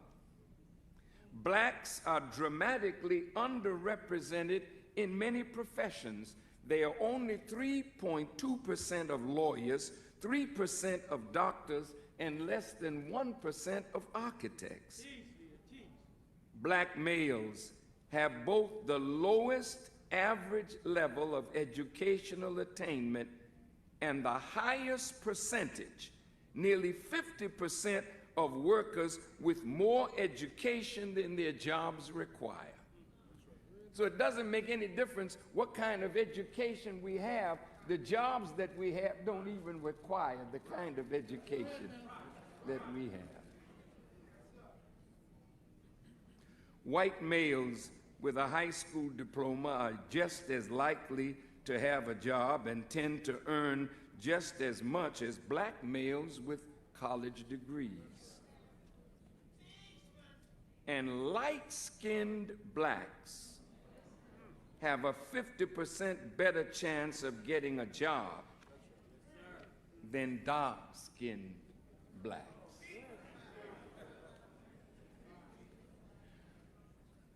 With statistics like this, if I were a doctor and the country were the patient in education, we could say that America has flatlined.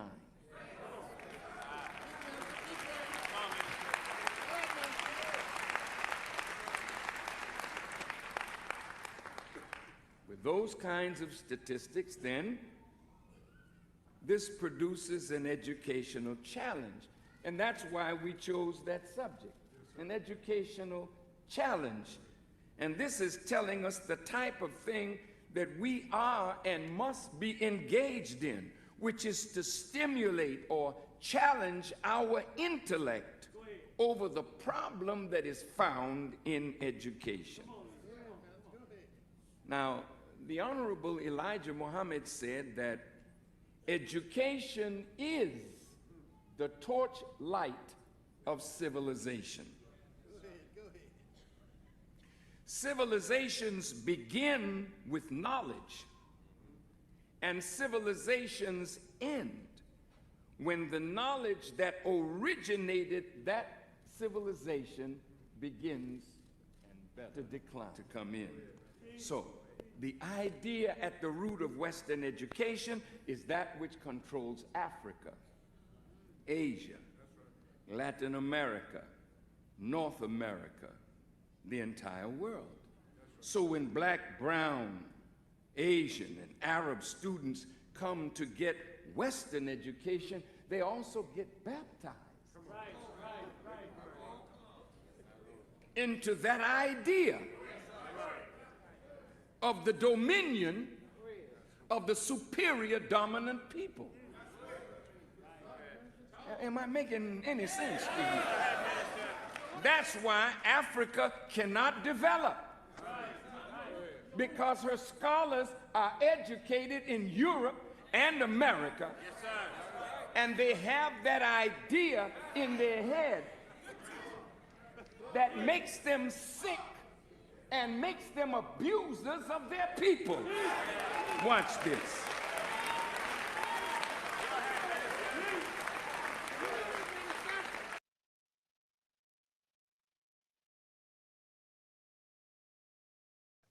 Okay, that's we heard it from the man, the Honorable Minister Louis Farrakhan, and he has made it plain, of course, about the statistics, the disparity between blacks and whites. He talked about the SAT scores. He even talked about what you, Sister Gabrielle, mentioned last week about light-skin privilege. I mean, to be black in America is a crime, really. It's just a crime. And, you know, we have to talk about solutions. I like the way Student Minister Ava put it at study group this last Friday. she said that, and I'm paraphrasing it. She said that basically we have the power within our own hands to do something about the problem between blacks and whites. She said that what we can do is get up and walk away. Just walk away. And so, she said that, wherever we're going to be in these states and these territories, these Mississippi, she said, or Alabama, wherever we decide we want to go, she said, that's what we have to do. Is just get up. Get up. Like you say, inertia is the most difficult state to overcome. Get up and do something for self, suffer the consequences. And what we have to do is to create our own educational system, not just an institution or not. Well, institutions are good, but we need a system. And he said, what's the Honorable Minister Louis Farrakhan said, what is at the root of the educational system of America is white supremacy. Mhm. So we need a new educational paradigm for the 21st century. So what do you all have to say as we wind it down? Yes. Well, systems, and that system that we need is unity, because that's what a That's system right. is unity. That's And right. so that's really the key, because we have every piece that we need to make this happen. So all we So need now is unity. it's unity. Do you think that, or what are your thoughts? Let me not try to put thoughts into your head about the current state that we're in with the vaccinated and the unvaccinated. Like Minister Ava said, she said that literally they're making the unvaccinated into almost like a leopard colony, a leopard Mm-hmm. colony. Like, you have leprosy. Hmm. Mm-hmm. So do you think that this is a contributing factor of what may get us up and going as a people? Because the statistics are See, I don't know, because it seems like all kind of things have been coming our way, but nothing seems to get us up and going. So I honestly cannot say. I don't know like it says, Ezekiel would says make us, about the dry bones in the valley. like, I Yeah, don't know. We've been shot, beaten, stabbed, raped, robbed. I don't know. left I in don't on know top of the mini what dome, what left what. in the mini dome and Katrina, everything. Right, right. And the thing is, I mean, everything really all comes down to separating. Because with anything, it's a natural separation process anyway. Mm-hmm. Separation is, you Mm-hmm. can't avoid that. But Mm-hmm. that's what's gonna happen, or that's what's happening really. And like the conversation we were having earlier, when you were saying about how Student Minister Ava was saying that we could just walk away. We have to be prepared when we walk away too, because one thing about these people, even if we walk away, they're gonna come behind us, because they can't let us go. Yeah. So, Yeah. but to answer the question, I don't know what it would take. I mean, I have no idea, so I can't even begin to give you an answer, because Well, let the me ask you logical this. thing. Mhm, You have a daughter. What will it take for you? mhm. Let me make it personal. To do what? For, to do But whatever we need to do you talked about unity and all, and building a system. What would it take mhm. for you to do whatever it takes? Just what circumstance will say, now you are, more further than most by the fact that your child has never been inside of anybody else's educational institution. But now that you've kept her out, we have to now, as you said, unity. We have to build together. What would it take for you personally? It's just for me. Well, with the advent of technology, I just need to find the right resources. I mean, other than that, for me, because like I said, it's as a result of watching you with Gabrielle, it was easy for me. It was the only natural thing. I've gone through public school and seen the misfortune and miseducation of going through public school. And me being your oldest child, and Gabrielle being your youngest, watching the difference in educational growth at certain ages, it was just easy for me to do. And you know, when we were, you know, every time you were ready to do a school and have a school here in Baton Rouge, you know, I was like, let's do it. You know, it didn't take me nothing. I walked off jobs when you were starting school to come work at a school. So for me, me personally, I'm like, let's do it. I mean, because that's the mindset that I was fortunately raised up to have. Is to have a unity mindset. So for me, it's nothing. It's just a matter of finding the people. You may have to relocate. Like Minister Ava said, we may have to start getting around other like-minded people. I mean, we're gonna have to do something. We can't stay separated. And we could talk about technology, but the reality of it is how much of a system will we build, you know, on technology, on platforms that they control? Right. Yeah. Yeah. So it's just something to think about. It's something for all of us to think about, you know. So there was something that I wanted to mention about, the standards.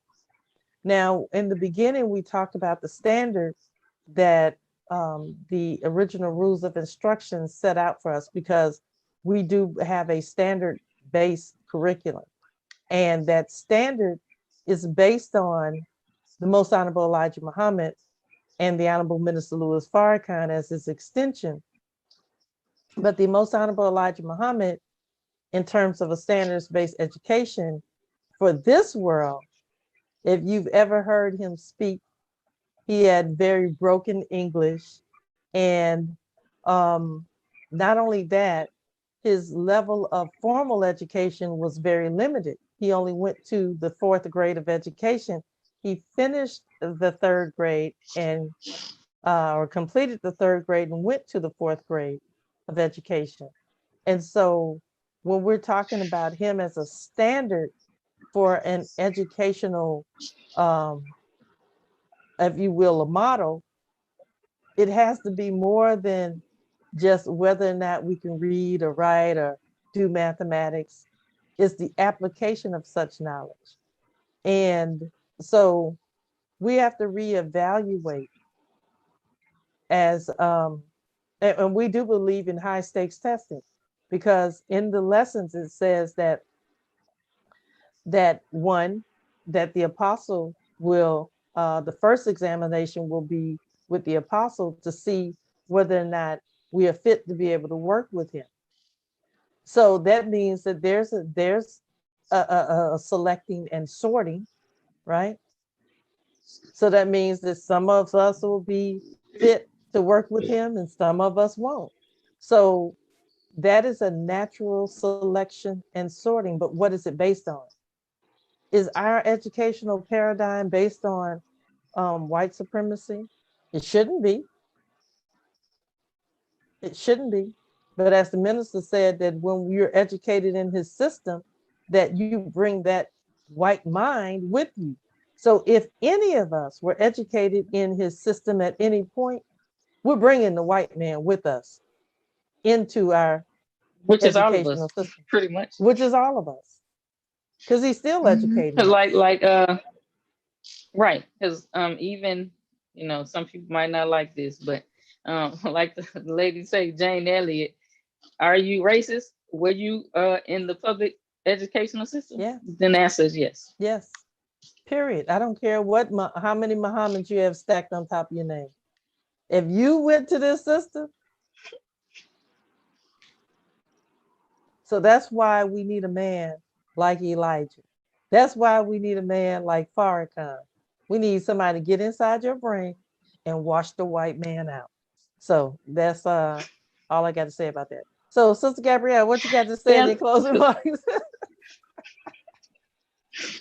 Oh man, wow. Anywho, solutions and what we can do.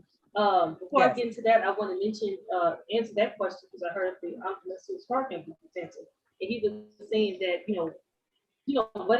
what I'm paraphrasing, but what it would take to get us from under the system is that the power of Satan to rule has to be broken, and he says that he's that man to do that, and he said that's part of one of his last things to do.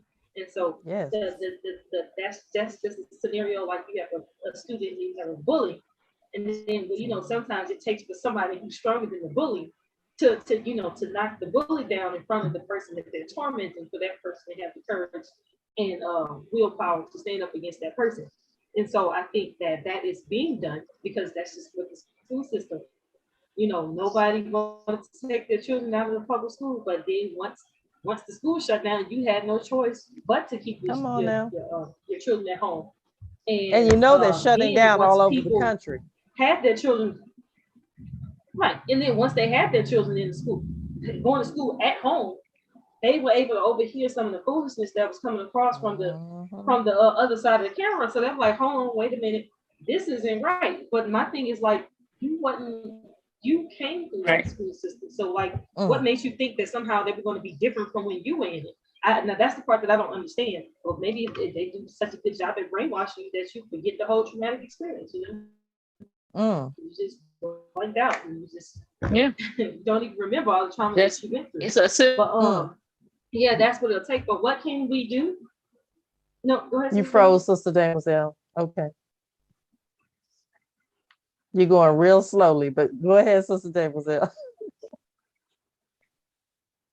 Oh, I was just saying that it's a system. Yeah, it's a system of brainwashing. That's why. So when you move to your next phase, they didn't put something else on top of that. So you totally forgot about your other experiences. So some other foolish, you go to college and get involved in that foolishness. And then by the time you get out of that, you totally been indoctrinated. Then you go to the workforce. You go to the workforce. You go in the store. You go to you watch TV. So it's all of it. Right. You get so far removed. And the funny thing is you find that a lot of teachers who teach in the public school system do not put by this time, their grandchildren in the school. Because they're like, or their children. Professors that are retired teachers that say, I'm not putting my children in this because you teach at it. So it's your closeness to it that sometimes can, or distance from it, cloud your judgment. But solutions, what we can do, as you said, is start our own school system. And I thought you mentioned a very good point about that's why we have a Southern University. Southern University was set up because they kept us out of their schools. So we said, you know what? We're not just going to not be educated because you keep us out. We're just going to make our own. And then, like you were saying, you're glad that Southern University, they lower the requirements for the students to get in school because they are interested in getting those students in there. So they're doing what they can to actually get those students. So that's showing you that they're more concerned about the student than their bottom line because they're doing whatever they need to get those students. And even with that, when I was thinking about that, I was like, well, why don't we just make our own college entrance exam? Instead of taking a low score based on that test, how about we make our own college entrance exam, and those can also be accepted for getting into our schools. And then you might find that we score high on the exams that we make. And who knows, a white person might have a hard time with that, which will prove our point. But in then, which goes back further. So if we can do that, educate our own in college, why is that such a hard thing to do in K-12? So let's do that too. Let's take it all the way. So if we're going to have our own colleges, let's make our own college entrance exam. If we're going to have our own college entrance exam, let's make our own curriculum in our own schools. As Sister David said, own Yes. curriculum in their own school. Own school, In her, yeah. her educational, Educational leadership. her educational leadership song. So again, you can check it out on this channel, Educational Leadership by the Drop Squad. Yes, so that is the solution. If it works for that situation, let's bring it all the way through. And then we might find that our attitudes about education will change once we're the one that's in control of it. And beginning to start being successful within the system. Yeah. But absolutely. But I guess going back to Sister Damozel's first what she said was that we have to be unified. This the only way we'll do it is unified, because I can make a test up for a college entrance exam into my institution, Right. but if nobody else, nobody come. Like that's right. You just You're have right, to Susan. And that's why before I said all of that good stuff, I said first what thing that it's going to take is that their power to provide for us has to be broken.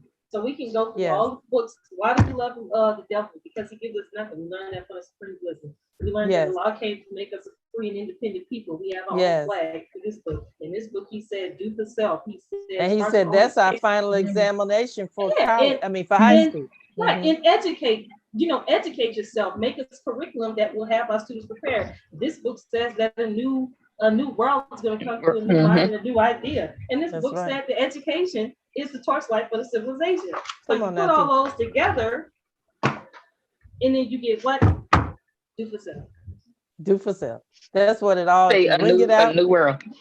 That's right. That's right. Sister Damozel, we had some comments that were coming across the screen. You missed them.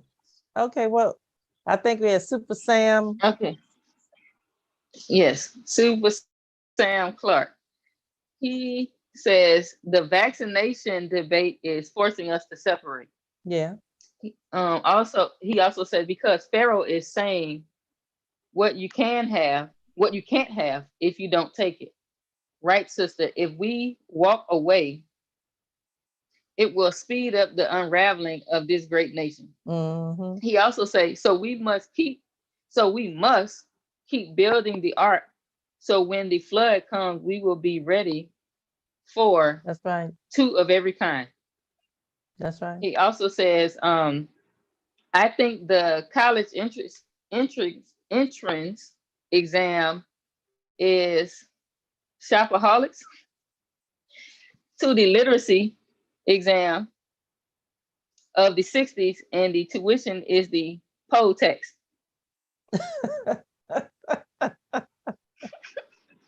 What'd you say, Sister Gabrielle? Looked like you had something to say. Yeah, I was thinking of. I was thinking it's way earlier, but when he money a poll tax, it made me think about another thing about polls is how when Black people want to vote, they would say you have to take this test, like this competency test, to see if you can vote. And they said how many bubbles in the bar and soda. And they said how many jelly beans in this jar. Right. Yep. So that's what I'm saying. Just make something up and then call it science. But yeah. That's right. That's right. I mean, the woman already said, all you need is one question on the test. Are you white? Then you can get in. Period. Yeah. I mean, but at the same time, hey, their world, their rules. So guess what? That's right. Our world, our rules. That's just what we gotta. Okay. Yeah. Well, how about this? Our world allows rules. How about that? Yeah. Because we still got white people. Hey, if you align with Allah, his rules is your rules, and your rules is his rules. That's right. If that's the qualifier. But with that being said, yeah. So we need to. This is Jonathan Parker. Yes, thank you, Jonathan, for tuning in and giving us a comment. We're going to continue to try to bring information to the table that will provoke thought of doing for self, especially as it relates to education. And so with that being said, Are there any closing comments before we leave off tonight? We got to get our own schools.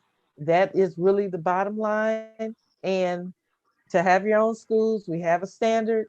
We need to have our own assessment tools, assessments. Some of them may be high stakes testing.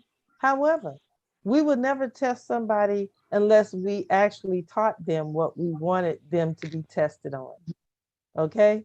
So unlike some of these schools, they're testing you on trigonometry and you never saw trigonometry a day in your academic career. Okay. Mhm. Did you take trigonometry, Sister Gabrielle? I mean, Sister Demoiselle in high school? No, because No, I I didn't. remember what you took. Mm. So the point is that when you Mm. get on the ACT or the SAT and they test you on trigonometry, of course you're going to do poorly. So that's just a reality. So we will never in our institutions test you on something that we did not teach you.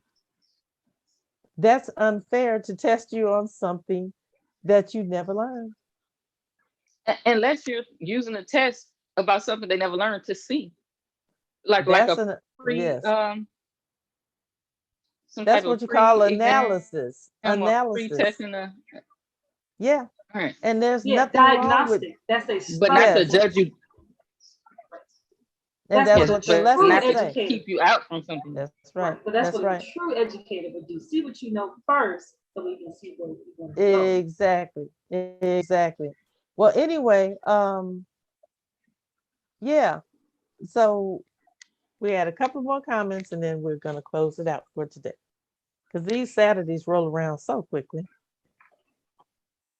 Yeah. Yeah, really. Probably because we spend 2 hours Let's see. on the line and that's 2 hours out of our week. Okay, go ahead. Yeah, when 12 o'clock hit, that's the rest of your day. Ooh. And then Let's see. MGT, that's the first part of your day on Saturday. Yes, Yes. yes, Praise yes, be to yes, Allah. ma'am. Yes, ma'am.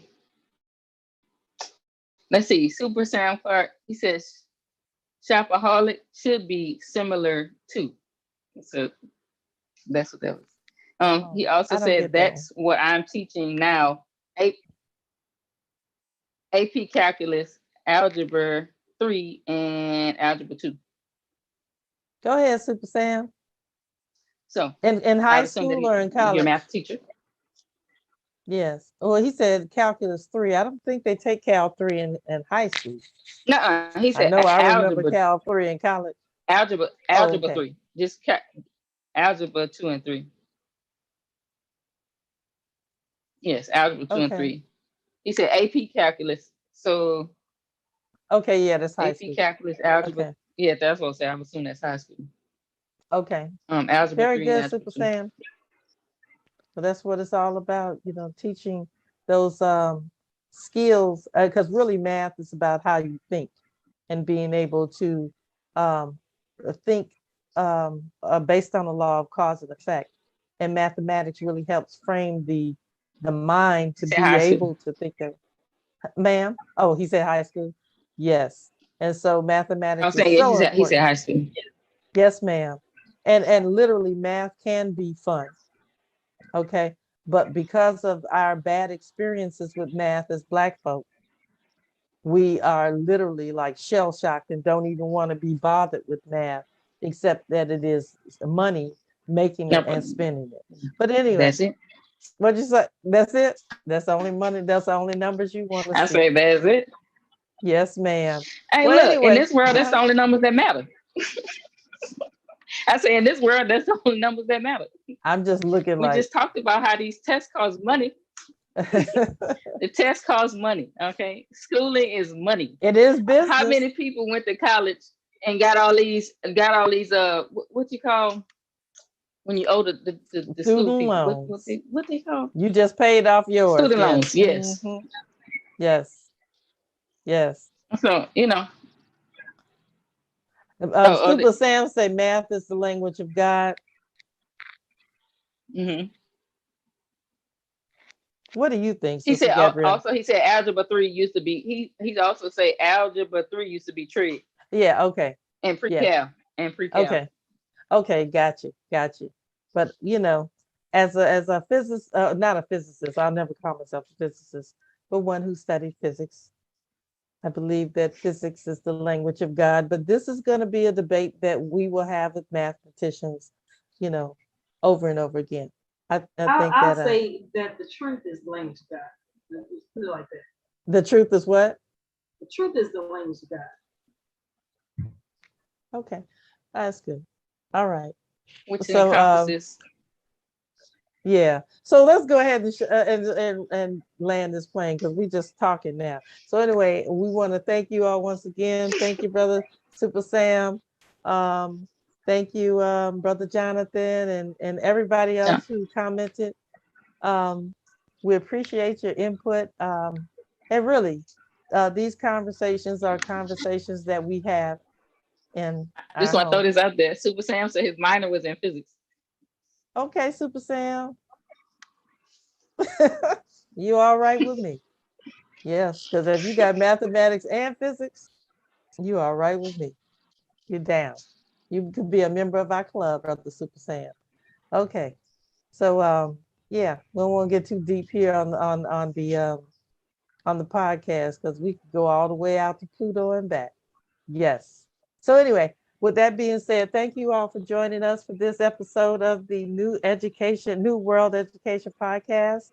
And I want to invite those of you all who may have not seen the advertisement, but we have a Supreme Wisdom curriculum lesson planning workshop coming up on Sunday, October 3rd. It's a 4-hour workshop that helps you to understand how to take the Supreme Wisdom lessons and make them into fascinating lesson plans for both your students and yourself. And so that workshop, you could go to our website at supremewisdomeducationalcenter.org, and you can sign up for the workshop there. And also coming on November 22nd, we will have another orientation class for the Supreme Wisdom curriculum, which is an 8-week class that will be, as I said, excuse me, on November 22nd. And we would love to have you join us. The only thing about that class is that because we're dealing with the Supreme Wisdom in more detail, you have to be, a registered members only. And so with that being said, we would love to have you come and join us for our upcoming classes and our workshop on the 3rd. Once again, you can go to our website at www.supremewisdomeducationalcenter.org, and you can sign up there for those courses. And thank you all for being such a valued subscribers, viewers, and we just, ask you that if you like the content, to please give us a thumbs up. We already know that this channel is not going to be monetized, so it is not about none of that, because they said we don't like your content and we're not going to monetize you, but we're going to keep coming on the airwaves in spite of the fact that YouTube, they're haters of the Honorable Minister Louis Farrakhan. The message that's coming out of our mouth, we're going to still keep teaching anyway. So please subscribe to our channel.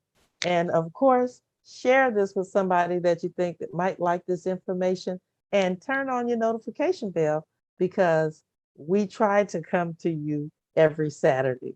And so you will know if we're coming this next Saturday if you turn on your notification bell. So with that being said, thank you, thank you, thank you. And peace and blessings to everyone as I greet you in peace. Assalamu alaikum.